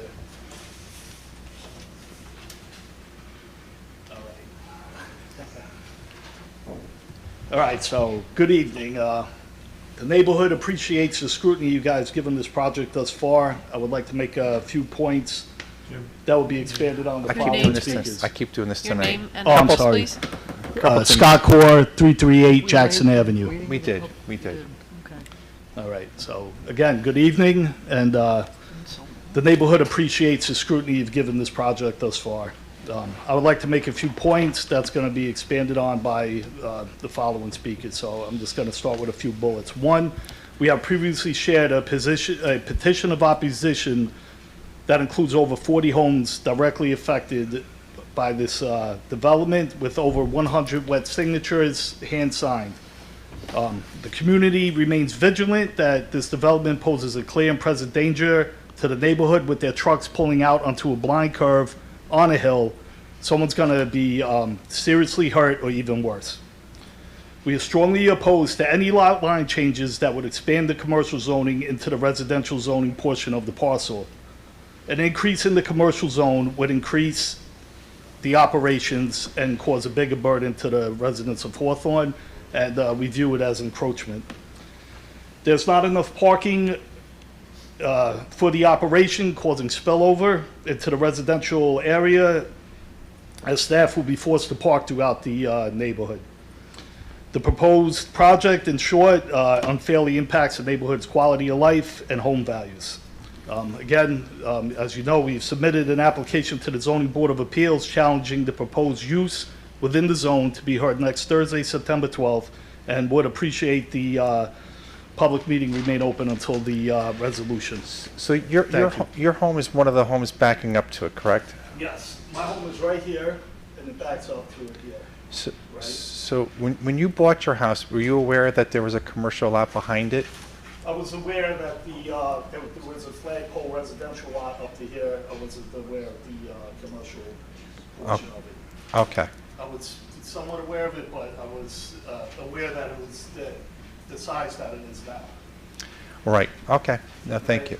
Let me just make a couple of points here. One, this is the blind curve. As you can see, right, the driveway is even further back, right? So the cars are zipping around here. You know, it's dangerous, right? The only other uses that I kind of seen within the area were down by the train station. Here's a shed or a garage with a bunch of trucks parked out in front. As you can see, these cars over here, they park on Broadway. Like if you ever take the train in the morning, they park straight down Broadway. The cars for this operation are going to be forced to park on Brighton, and our bigger fear is that they own this lot here, that they will park here and walk down through. They say that it's, you know, steep slopes, but the kids every day walk through here to go to the grocery store. You have to go to the gas station there for, you know, sodas and everything. So it is a slope that goes up that is walkable, and we are concerned that they will park up here, being that they own the property. So why are kids walking across that property? I'm just curious. It's a kids. That's, you know. Okay. It's a shortcut. And they were, nothing is there. To them, it's just an open wooded Yeah. lot. As you can see here, this is the condition of the gas station as of this morning. Some truck crashed into the wall here. I don't know how or what the scenario was. This is 7:30 in the morning yesterday. As you can see, the gas station is loading, right? The gas station is getting the soda delivery, the truck deliveries. There's a box truck, a Canada Dry truck, parked into the, the northbound lane there. So picture the trucks coming out, dealing with this, a car coming here. You know, it's a dangerous condition. These are just pictures from Lawn Green's website. You know, obviously they're not going in that space anymore, but, you know, this is, we feel this is like an industrial property here, so. So, Thank you. with those pictures, Yeah, which I get what you're saying. I get you coming around that Yeah. band, people flying, I'm one of them, okay? But we're gonna put signs there that are gonna hopefully slow people down. There's no dump trucks, there's no trailers, no more. And if you see anything like that, all you have to do is call the town, and the town will be there immediately and shut them down. This is a big, they went through a lot of trouble to get rid of all this, and I get it, I understand. I understand, you back up a dump truck, it's beeping, who needs to hear that in the morning, I get it. But so the concern I see with these pictures here, the biggest thing, obviously maybe you didn't know that we're not doing trucks, we're not doing trailers anymore, no machinery. And I know that yard you're talking about, and I would hate to look at that. So you see, you know, if you see something like that, and we make this resolution, or whenever the time comes, I don't know if it's today or next time, whatever, but the town, you have the right to call the town and say, hey, you guys approved this, they're not allowed to put that stuff there. We have to go down and shut them down right there and then. So, but I get your speed, I get the speeding thing, and hopefully these signs that we'll hear everybody else's concern and everything. Also, the gas station, I don't know. Could have been my wife who ran into that corner. I don't know. well, I appreciate your, I have a question, Scott. Yeah. I mean, you're aware that there are uses, right? This is a commercial lot. no, I totally understand that, but. You know- So, hold on, Yeah, just give me sure, one second. sorry. So, what is it that you guys would propose is a better scenario than this? Because it has changed, What I right? would So propose- what it was before, I understand what the issues were, right? With the trailers, with the snow plows and all of those things. They've listened, right? So they're coming back with a different proposal now, and this is something that's very different. But what would you guys like to see then? What I would like to see is that that they want to incorporate the R10, right? If you want to incorporate the R10, then you should build R10. If you want to incorporate commercial, stay within commercial. There should be no lot line change. The lot line change allows the house to move forward, the building or whatever, and it increases the operation that So, was in it. so then if I'm hearing you right, if they weren't, I'm just Yeah. asking this, if they weren't proposing a lot line change, you wouldn't have an objection to what the use is right now? Obviously, I wouldn't object to what the use is because of the actual safety hazard, right? But, you know, like you guys said, the law is the law. I mean, you know, we can only fight so, you know, what's black and white is black and white. But however, you know, the box trucks, the school buses, you know, whether it be a dump truck or box truck, is the same thing. This truck is gonna come out of here 0 to 60 in 12 seconds. The car's gonna come up and someone's gonna get hurt. Or a school bus or 18-wheeler coming down the road that needs 400 feet to stop. Anyway, thank you. I have a question One question. Sorry. from Mr. Sessions. For the upper left picture, looking down, I guess that's Brown Brighton. Are those trees going to be removed to increase the line of sight? Yes. Yeah. So they'll all be cut back and, They'll be cut back. Right now, what we're looking at now is a 130 to 140 foot sight distance in that picture. We've looked at it, DOT's looked at it. What we're proposing, and this wasn't in the original proposal to build that wall, as I mentioned before, that was not part of the original proposal. We built the wall, more site construction costs, to cut that back even further, to increase the site distance from 130 to 140 feet to 235 feet. There's going to be another 100 feet of site distance that you don't see there when the project is complete. In addition to the driveway, in addition to the signs, and in addition to the entire neighborhood knowing something is there. Be careful. I actually don't believe that from the curve. I mean, you can see Tom's house over here, you can see from here, you can see from here. This is a sharp curve. It's almost like a full 90. So if the application came back as a retail strip mall, Would they have, if they came back as a retail strip mall, they still wouldn't be able to fit within that lot? if they fit a building in there that was retail, let me put it that way, would you still be opposed to it? Then I would be opposed to, if you look at Hawthorne in general, you go down Commerce, how many empty storefronts are there? You know, it's not gonna, it wouldn't survive. So really, The ones on the beach. so really anything that goes there, you're pretty What I'm much saying is, against. I would appreciate, but in a dream world, I would say build 2 residential homes there, incorporate the R10 zone, make $1 million and run. Okay, thank you. Thank you. Okay, guys, and again, this is a public hearing, we're not a rally, so let's keep that in mind. So, speaker number 2. My name is Greg Lukaski. I live at 336 Jackson Avenue. I'm the house next to Scott's, so the back of my house would be to the line here, so that would be Okay. mine. You know, I obviously had some notes, but I wanted to address something that was not in my notes, so I don't forget it, that Mr. Sessions had said. He had said this at the last, are you hearing me? He said this at the last meeting.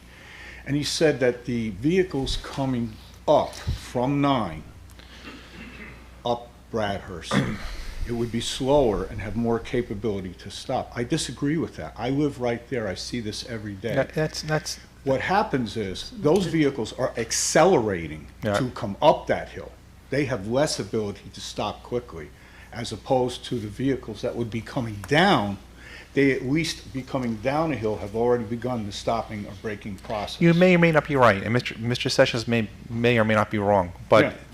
but that's my point. But we have sign off from the DOT. Well, that's Right. another point that I wanted to make. One of the 2 meetings ago, you, sir, mandated a comprehensive traffic study, DOT or professional otherwise. To the best of my knowledge, we haven't seen any results of that. All we've heard is Mr. Sessions say, oh, yeah. No, to clarify that point, I think what we asked for was the data that they had to make that decision, in which we've had that memo and that correspondence from the DOT. Okay. I would like to see some of that because I just can't believe. We do have it available with the town. Okay. My opinion right now, having lived there 30 years, is there should be a traffic light there right now. That is a danger zone as it is right now. To Scott's point, I was going to point out, the blocks from the Shell station, is that a big deal? Not really. But that's the third time in 18 months it's happened. My landscaper is the one that fixes that. So the point is, people coming down have difficulty navigating that turn because you're turning that way, and this is the result of that. Yep. Also, again, I'm right there, I'm retired, I see this all day, every day. Here, as Scott mentioned, there's so much business and activity over here now because more people, some of the people working at Amazon, they go to the Shell station for snacks and coffee. There's just more activity. So it's prompted these delivery trucks. This isn't isolated. They actually park right on Bradhurst to make the delivery. So do me a favor, just grab the mic, or stay with the Yeah, mic. I'm sorry. So it's become a pattern that the delivery trucks, beer trucks, soda trucks are parking on Bradhurst. Yep. To make these. It's something that should be Can addressed. we make a note of that with the police department? They shouldn't be parking on that road, and they need to have somebody there to stop that. We can bring it up with the police. Yeah. Okay, in conjunction with that, I lost my point. But the parking has become a problem, and we're fearful that that's going to spill over onto Brighton as well. However, I kind of just feel that this is kind of a overdevelopment of Hawthorne. I mean, the development of Hawthorne has just become, I'm here 30 years, and it's just the development is on and on and on. We smell the sewage place in the morning. We have sirens, ambulances. So a big concern of mine, and we talked about trucks with trailers, and I agree with you, they're smaller, but you still have trucks if his proposed plan is to have box trucks in and out. It's the same difficulty coming in and out of there. Now, Amazon has created more traffic. We all agree on that, okay? Here's what else concerns me. One of the signatures on the petition is Father Sebastian from the church, Holy Rosary. He indicated to me early on in this that he had concerns because his parishioners can't get in and out of that, out of the driveway, just because there's so much traffic all the time. That was Father Sebastian now. So what has now happened is they've got approval to have pre-K daycare there. So now we're going to have more traffic. We're going to have parents in a hurry to drive up there to pick up children. They're always late. To pick them up, to drop them off. That's more traffic. That's going to be on Bradhurst. So it's just becoming overwhelming the amount of traffic. That's my concern. I'm mostly concerned just with, the other thing is what's happened. Everybody's in a hurry today. The speed of the vehicles, you spoke of the amount of vehicles, but the speed, drive by there some days, people are flying down and flying up, not to mention the ambulances and emergency vehicles on their way to the hospital. Okay? So I kind of got off course here because some of the issues were addressed before. But I agree with Scott. You know, this isn't a question there if there's going to be a major collision or accident or fatality, God forbid. It's a matter of when. It will happen because that cut is in a very bad place. I don't care about the sight line. It's going to be very hard coming down, coming up to see people coming out. The signs, to me, are worthless. People don't pay any attention to the signs that are out there. You know, slow down, blind curve, blind driveway. People don't pay attention. We all know that. So if they proposed a retail store there, would you be opposed to the application still? I'd be opposed to the application if it touched residential at all. But if they did not touch residential, did not do the lot line adjustment? I'd have to think about what it was. Okay. I can't answer that question right now. Okay, thank you. No, let us go through everything. Yeah. Okay. We are up to speaker number 3.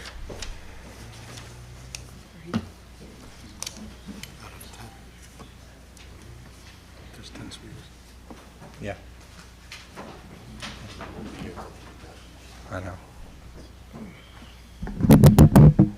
Hi, Mr. Chairman and members of the board. My name is John Anastasiou, and I live at 320 Kelly Street, right at the corner of Bradhurst and Atlantic and Kelly. I'm not too far from this site. I did a FOIL request, and I actually reviewed the applicant's documents, including whatever correspondence was provided between the DOT and themselves and the town, and I reviewed the drawings and their application. So my comments are going to be a little bit more technical based on what they submitted. In advance of that, I just wanted to say that, in my opinion, I think the applicant is asking a heavy lift from the planning board for a questionable use with a problematic application. They're asking for a subdivision, which is not just for a lot line adjustment with 2 similar districts, but they're actually asking for a lot line adjustment to a zoning district, which affects the town map. It's not just 2 R10s that are owned by one applicant. It's actually one lot is in one zoning district, another lot And the is in a ZBA is different. going to make a determination on all of that. So. Correct. In addition to that, they're asking for a steep slope special permit, which, based on some of the applicant's actions in their development, in my opinion, puts it in conflict with other parts of the development based on feedback that they got from DOT, the town engineer, and town staff. At a prior meeting, the applicant stated that they addressed the concerns of the neighbors by altering their project. In my opinion, all they did was take the True Lawn Green sign off and put a for rent sign on the application. There's no change to the design of the building. There's no change to the movements on site. They changed some parking spaces from trailers to additional parking on the side, but we don't know what future business is going to come in that would be significantly different from what the original applicant's desire was, which housed their own business. It's an unknown. Theoretically, there could be a future business that does snow removal. Deliveries are made by flatbeds. I get deliveries from Lowe's and they come on flatbed trucks. Not everything's going to be on a pickup truck. So a lot of the trucks that are going to be entering and exiting the site, whether they reside on their site or not, are still problematic in terms of how they enter and exit the site. And in that regard, the sight lines are still an issue. And I dug a little bit deeper into the correspondence with the DOT.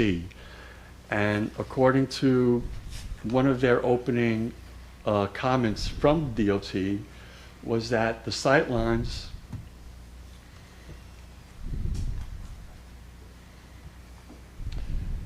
they do not meet the AASHTO standards, which is the American Association of Highway Transportation.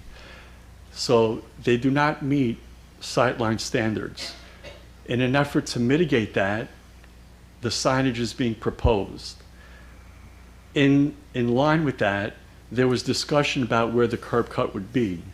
The DOT was looking for curb cuts to be further north on Bradhurst, but they agreed to the current curb cut because the applicant stated it would make entry easier because of the grade situation. If they had to be further north on Bradhurst, there would have to be substantial cutting into the site and retaining walls built, and that would be an expense. So the reason for the driveway being agreed to there, it's kind of because there was going to be an expense and, you know, an effort to put a curb cut further down the road where it would make things more visible. Along those same lines, the applicant has stated that the site is narrow, and, you know, to make it more feasible for the project, they didn't want to build more retaining walls. They came further north to increase the sight line for the same reason, because it would make it economically infeasible and logistically infeasible, because as the retaining walls would be built further up this way to help with the sightline issue, it would impinge their truck movements on site. So the reasoning that was offered to DOT is for the applicant's benefit. So I just want to make it clear, yes, the DOT did agree to the eventual location of the driveway, but it was based on the applicant's benefit of making it cost-effective or not cost-prohibitive, and also making the project more feasible, again, the applicant's own doing. But they did sign off, correct? Now, you saw that. They ultimately agreed to the driveway based on the fact that they were agreeing to the fact that the applicant was looking for financial relief and use relief based on their proposed building. If there was something else going there, the issues would be different and another solution can be found. Okay. The point I'm trying to make is it's the applicant's own doing that created the condition. Not that there's not another possibility of creating proper sightlines and some that are substandard according to the agency that oversees that.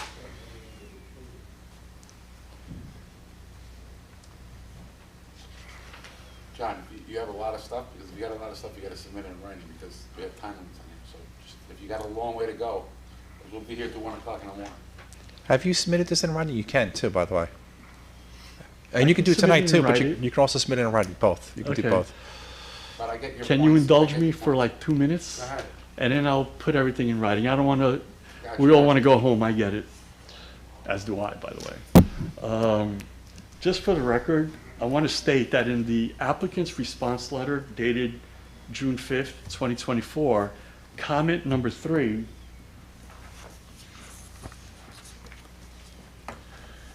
where there was concern, and actually the applicant just mentioned again that they listed all the what can be done as a right, what can be done as a accessory use, what can be done as a permitted use.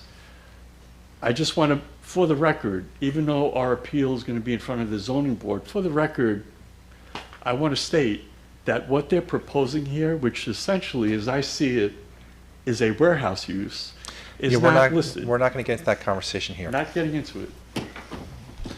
And that's what is, and I'm not being flippant, but I just want you to understand why we're saying that, because we cannot even factor that into this Understood. conversation. Understood. There were a couple of other comments in the applicant's response letter that were just not addressed. Real briefly, I need to state here that the underlying zone is an R10, and there's a little parcel that's CNR, but the overall character of the surrounding neighborhood is R10. On the EAF form, there's a question that asks, is this project going to be in character with the surrounding area? I don't know what the applicant answered to that question, but if I was to answer it, I would say no, because a warehouse use is not in character with the underlying district, which is an R10 use. And that's tipping into the ZBA conversation. Will do. I'm zipping along here.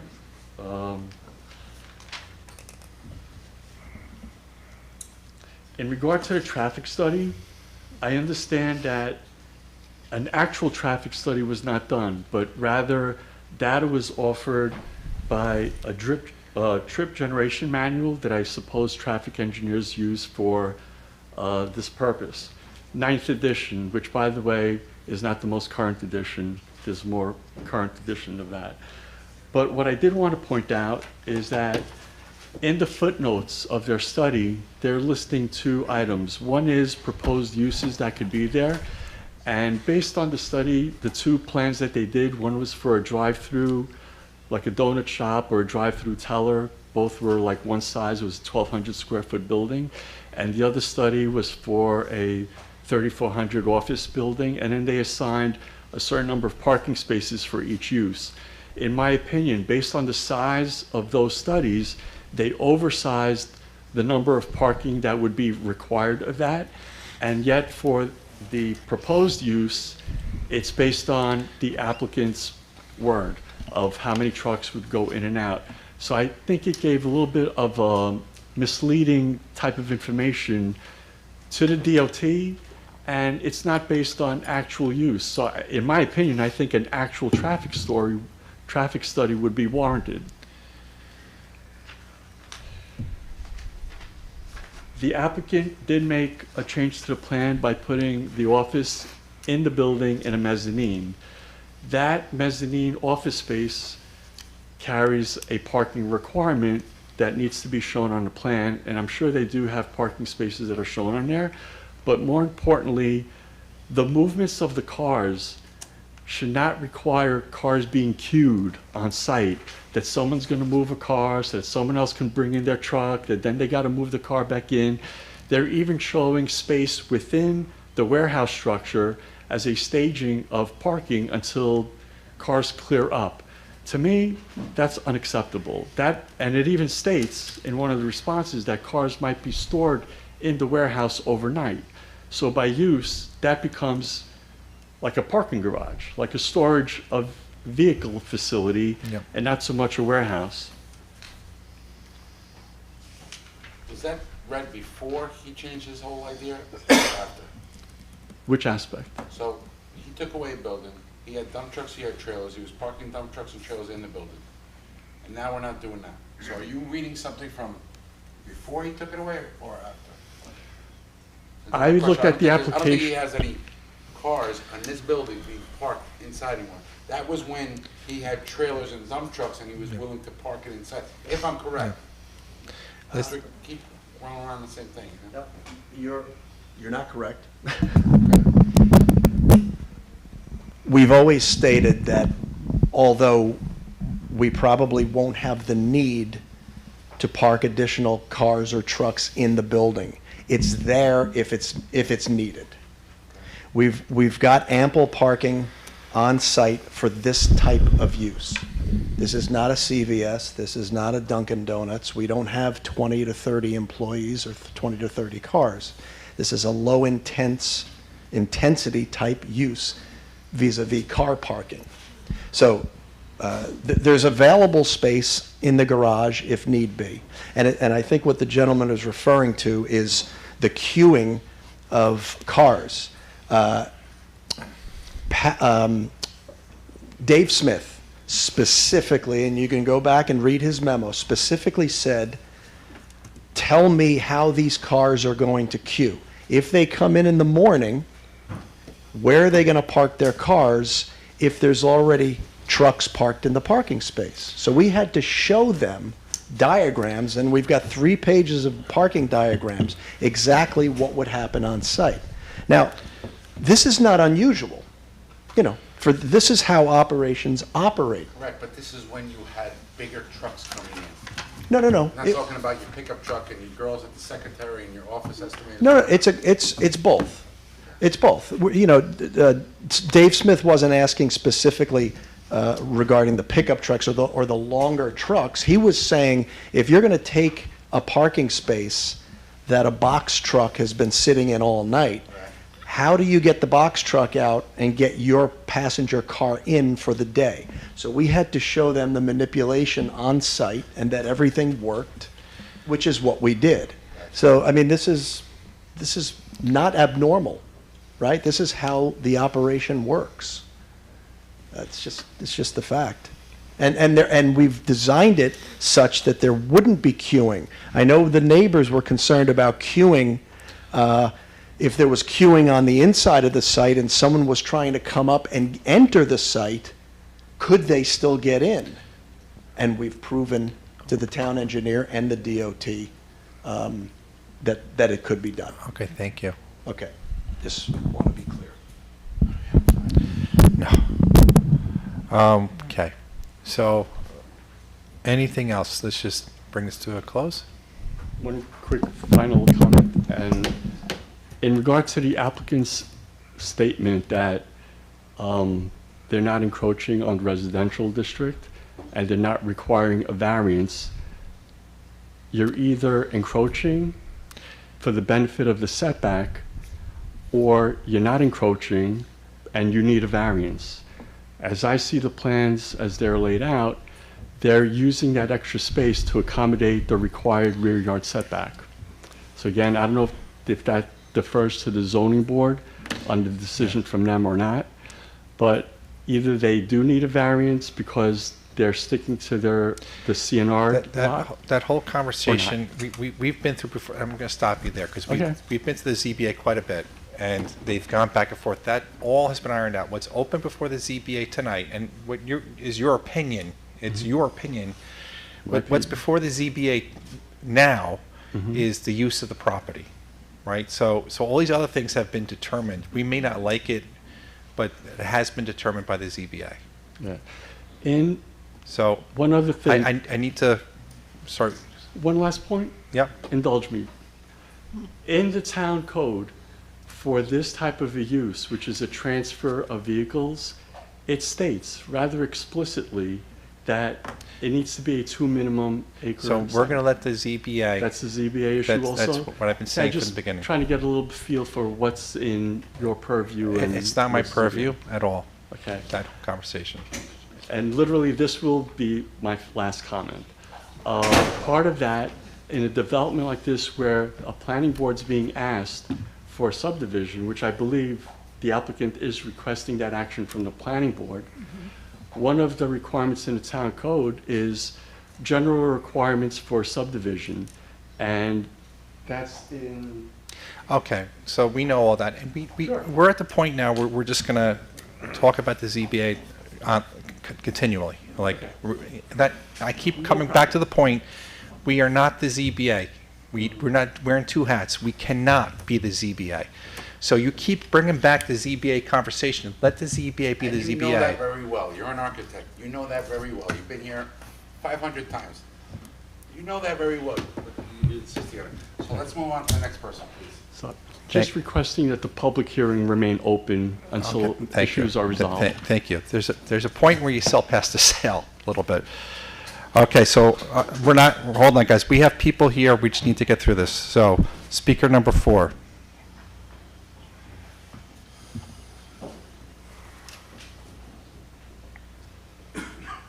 Good evening. Just state your name and all that for the record. Good evening, everybody. Patsy Fastaglio, Newman Avenue, Hawthorne. I'm opposed to it of a safety issue. Okay, I'm a heavy equipment driver. When I'm coming up that hill, and somebody's pulling out in front of me, I'm going to kill them. Simple as that. Okay, that's a very dangerous spot. Many years ago, they were supposed to put a street light there. You can't have that place open where it is. Buses coming down, cars going up. Okay, you can't do it like that. You need a light, you need a safety. There's no left turn on Taylor Place. What are we doing with this traffic here? What are we doing? What are we doing with the water that's coming down? It's all getting flooded down to the bottom. What happens then? Where's all that water going? Where's the answers here? We want to do this and do that. Yeah, we want answers of what's going to happen. We've been through this quite a long time, sir. And we've talked about the water mitigation measures. We've talked about the traffic. We've talked about all of this. You may not like the answers, but we want to see paperwork. You know something? Here, this is what we want. Send it to our house. Okay, send it to the neighbors. Send it to everybody. You know something? This is what's going to happen. You guys want to build it? All right, fine. You guys want to charge our taxes? When the taxes go up, we have no problem paying it. But we want paperwork. I'm just saying, we want paperwork showing everything. First, this board doesn't charge taxes, number 1. Number 2, everything is available at the town hall. If you want to go see any of these documents, you want to see the water mitigation measures, the traffic paperwork, all of that is at the town hall. If you want to go take a look at it, it is your right as a citizen to go up there to see it. Have you done it? Have you done it? I'm going to tell you something. Have you done it? My neighbor... I'm asking you a question. No, I haven't. No, I took his word for it. Okay? Fred Pucciarelli, he was a builder over there. Okay? Yep. He was building there, and he says, I can't do it anymore. I said, what happened? He's in the street that comes out. They want a light. And back then, 30 years ago, was like $200,000 to do it. You need a traffic light there. That's what I'm saying. Where the gas station is. It's very dangerous. 100%. I agree with you 100%. But that's not for us to do. You want a traffic light, it's DOT. You have all these signatures, and I agree with you, but get those signatures to them, get a light there, man. Get a light there. Get up to the town hall. Yell who you gotta tell you. We got politicians, you don't like them, don't vote for them. I agree with you, you need to like them. It's a busy street, 100%. Okay? But something's gotta go there. Another thing is this, Yeah. Jackson Avenue, the next block up, right? Yeah. My kids on the school bus, they're coming out when it's raining, okay? The bus is sliding right out to 100. Right out to 100, it was like a little icy and stuff. That's a dangerous, dangerous spot, everybody. It very is, it's fatal over there. We agree, and That's it. John, you have a good point. Okay, speaker number 5.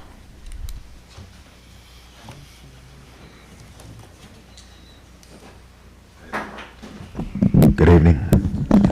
Your name, all that for the record? Thank you. Yeah, let me just get this. You can leave it out. You can leave it out. All right. I'm Joe Durante. I live on Jackson Avenue. I don't know if this guy realized this, but that road is a state road. It's the only way to the hospital. Ambulances are flying down that road all the time. The state trooper barracks is there. They use that as a main thoroughfare. It's like putting something in the middle of Hawthorne Circle with a stop sign. I mean, people come up that hill. Coming down the hill, you could see his driveway, where he's going to pull in. But coming up that hill, there's nothing he can do to change the sight line there because it's around a turn. Yeah, the board and the applicant and everybody is aware that it is a state road. They got their permit through the state, and we have seen that permit through the state. Now, every day, every morning for the past couple of maybe 6 weeks, there's a caravan of people walking to Amazon with their uniforms on between 6:30 and 8 o'clock in the morning. They walk, I guess, from the train station in Hawthorne all along where the gas stations are, and they try to cross that street. I go up there every day, and I mean, imagine a truck stopped in the middle of that. Yep. Not only that, but in order to get in that driveway, it's not a truck issue; it's a car issue. It's a question. You picture a question mark to get in there. Even a regular car would have a hard time getting in there. I mean, imagine stopping traffic in the middle of a parkway. That's what we're basically doing. You know. Okay, thank you. Okay, speaker number 6. Thank you.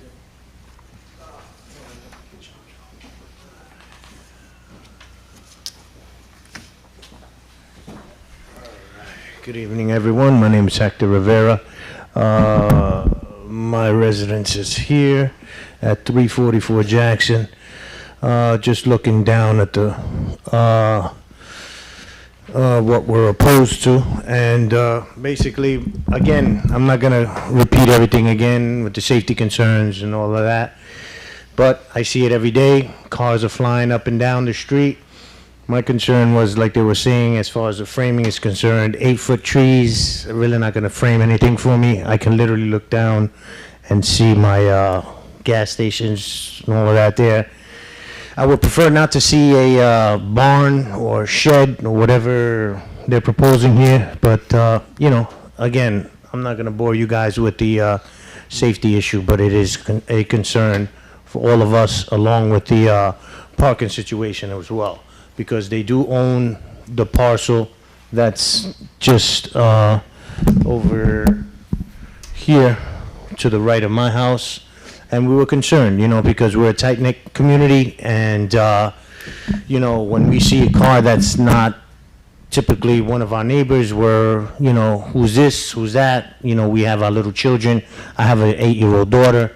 My neighbors have young children as well that we play on the streets back and forth, and we're concerned about the safety issues, that's all, you know, and just opposed to it, and, you know, hopefully, you know, everything works out.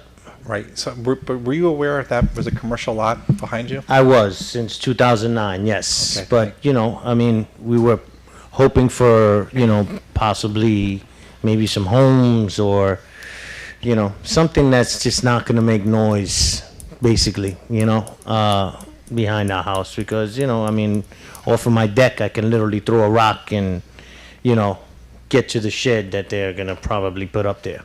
you know, so, thank you for. Thank you. Speaker number 7.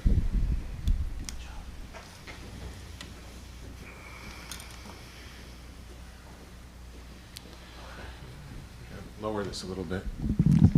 My residence is not up there. My name is Keith Levine, and I've been living in the town of Mount Pleasant for 16 years.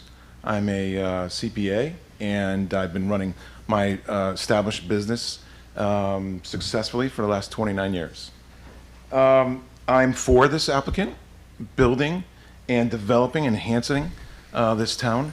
Everything I've heard tonight really has to do, or really is about the traffic, not the use. And you claim that we are focused on the use of the business, so I hope that we continue to do that. It seems to me that most of the arguments is with the traffic, and I have had clients from Connecticut, the county, New York, New Jersey, wherever, coming through this area, and it looks terrible currently, and I've seen these plans to enhance the development of this. This is clearly something that is necessary for the town of Hawthorne and this area to improve it. The amount of concessions that have been made are noticeable and I think effective. The issues and the complaints here that I'm hearing are not with the use, it's with the traffic and the DOT to do something with the access. If it's the church that is concerned, maybe our complaints should be brought to the church about the traffic there, or the gas stations, or the car wash, amongst other commercial businesses in that area. I don't know if any of these arguments were brought up with Amazon. That clearly has enhanced a lot of the issues on Route 9 and the access up to this road. It is also my understanding that everybody's focused on this residential parcel up on the top right. That can't change, is that correct? No. Okay, It's so residential. it's bullshit? Is that what I heard? I heard bullshit. So, 1 second, Mr. Okay. Levine. I have been very patient tonight. We are not going to have people shouting things from the back. We're not going to do it. I'm going to ask you to respect every speaker, whether you agree or disagree. Mr. Levine sat back and listened to all of you and didn't say those words. My expectation is that continues. Understood? Thank you. No, thank you. So again, as I was alluding to, the other parcel is potentially going to be built as a residential plot, right? So a lot of the complaints and ideas and opinions have been around the use of that property. And since that can't change, only a house or a residence can be built there. Am I correct? Mm-hmm. Can affordable housing be built there? I'm not going to answer that question. Could the state put something in? Yeah. Could the state put something in there? Could they put a home for special needs kids? Maybe. I don't know. Possibly. It could be anything. The property is zoned single family. Right. Oh, thank you. So again, we're focused on enhancing the use of a commercial property that will improve all of the issues that we have been discussing tonight. Because right now, all these accidents and these issues and the Canada Dry truck that's parked out there, I don't believe that's part of the lot currently.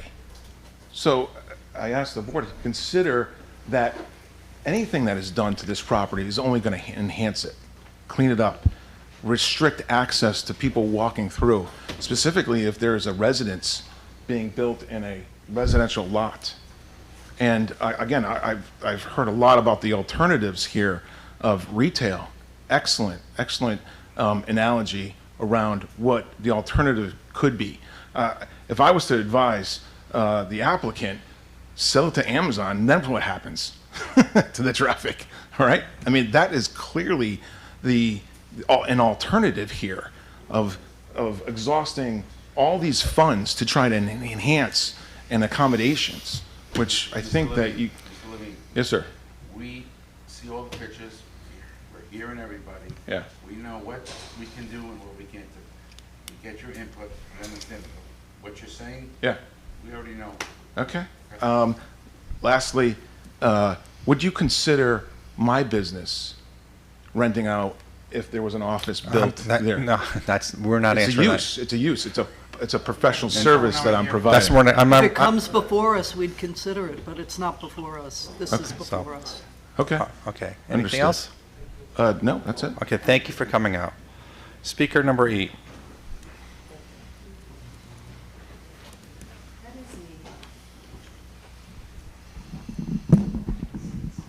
So my name is Beth Ryman. I live at 343 Memorial Drive, and my house is not directly affected by this, but my overall concerns are big. Yes, I just listened to this gentleman say that, this is enhancing the area. I'm not convinced that it enhances the area for all of us who live there. It's something that whoever is going to do it is going to do for their own profit. So it's not benefiting the individual local community. But second of all, I also live in the part on the other side where you talked about signs and from DOT, and I get the fact that you guys can't change it because it's DOT. There are signs, 3 at least and maybe 4, that say no left turn into the, whatever the road is, which I suddenly can't think of. My point to you is, it doesn't work.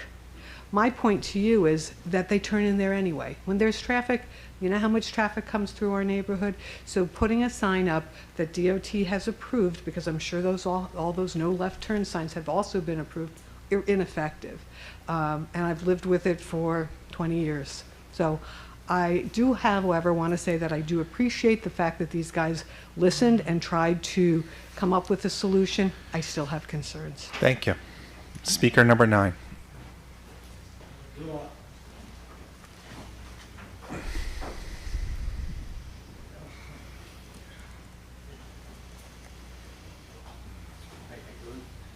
My name is Gino Labruzzo, live in Mount Pleasant for 32 years. I'll just a little less technical, my opinion here. I want to just say something on behalf of the Fabios. I've lived next to them for those that 32 years, and I've had personal and business relationship with them. I wanted to just say that they are good, trustworthy, down-to-earth people. They've shown that they're going to want to work with the community to do whatever they can to appease the local residents and try to make the best opportunity for what could go there. So I'll keep it short. I just want to again just be able to attest to their good nature, hardworking people. They've shown that they're part of the town and wanted to enhance it. And it's I would say for them it's not just business. They have been working with the town and the residents. So just a vote of confidence for them on my behalf. Thank you. Speaker number 10.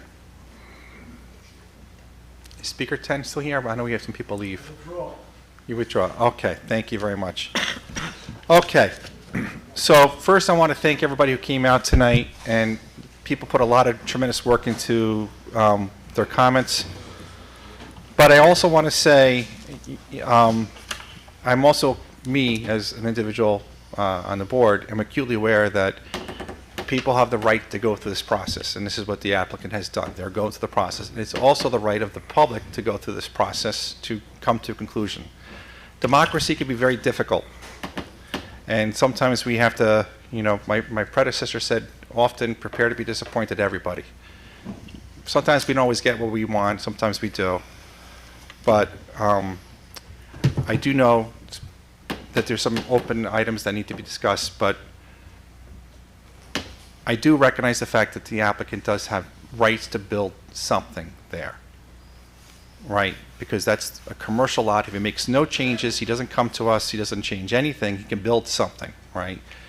So that's also in my mind that I'm presuming everybody has heard that same conversation. Any other questions or comments from board members? Okay, so we do have an open item. I have one question. Yes. Sorry. Pat, is it capable for the board to send a memo requesting,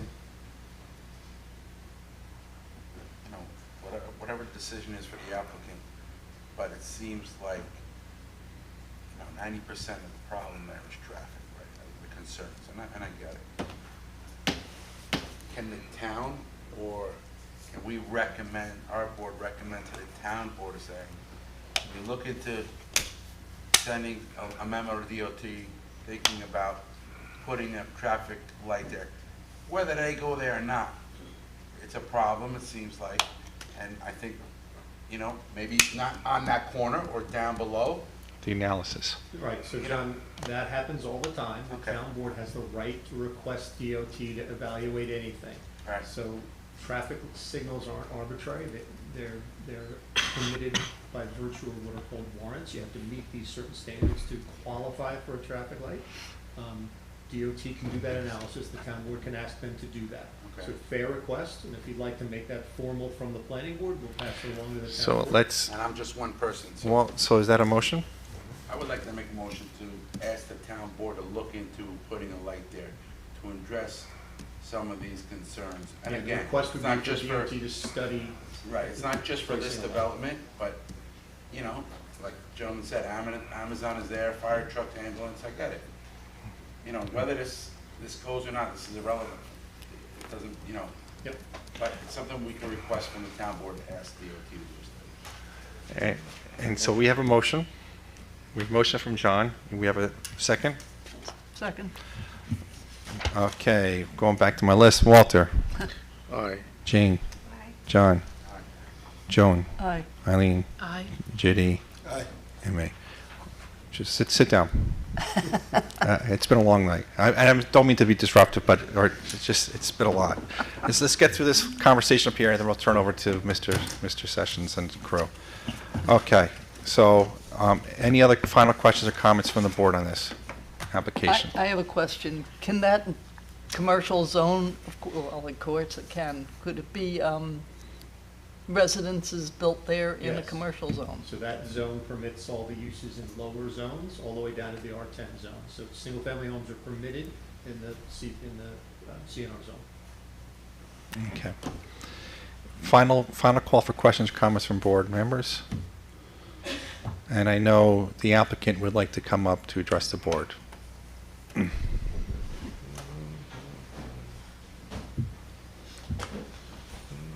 I will keep it very brief, I promise. Done. Done. Number one, I would just want it to be clarified for the record, if you will, that your request to the town board and the request to DOT, which is entirely Can you speak into the appropriate. mic? I'm sorry. Oh, I'm sorry. I would just like to clarify for the record that your request that the town board reach out to DOT Yes. is not tied to this application. and Not that at It's all. not going to affect the timing or the procedures involved. I made that very clear.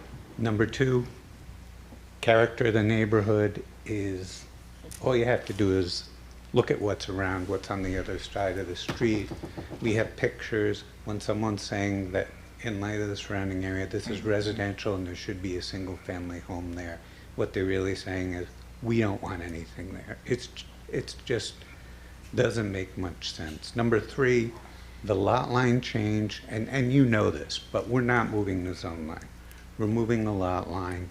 It's not creating development, and in fact, DEC, for secret purposes, has determined that that is type 2.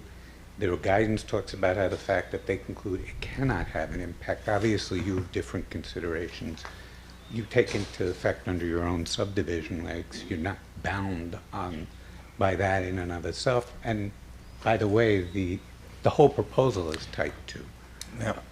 You said And if- finally, I would ask if the board would consider closing the public hearing at this So- point. The public has had an awful lot of meetings to make comments. Tonight, it was extended, and with that, I will be quiet. Thank you. So I am aware that there's something before the ZBA. Let's dig into that for a second. And that is, that's on... Next Thursday. Next Thursday.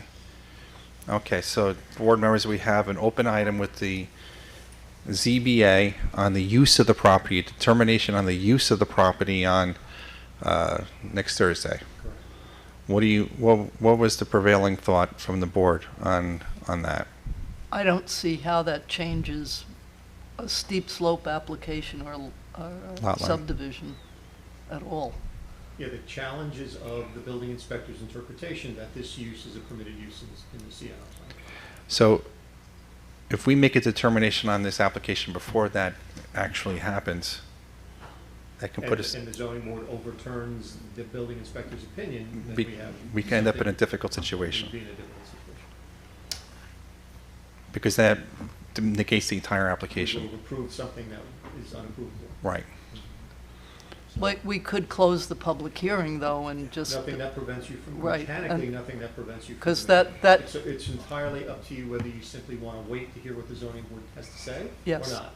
But Right. mechanically, the way, if you chose to close the public hearing, you'd still have to direct us to prepare either approval resolutions or denial resolutions, which would take a couple of weeks before it comes back to you. Presumably, the zoning board will have acted by then. Now, the zoning board may take several meetings to, I'm sure all these folks are going to speak at the zoning board meeting too, so it may not be a single meeting for the zoning board. Well, then it sounds to me like it doesn't make any sense to close the public hearing. Well, if it goes to zoning, right, public's gonna go there to speak, obviously. It could be one meeting, it could be several meetings, right? If we close our public meeting, we make a resolution to deny it and to approve it, depending on whatever the zoning says, everybody's gotta come, are we allowed to do that? But, yeah, I think more sort of question is, can we close the public hearing without making a determination for you to create a resolution? Yes, you could.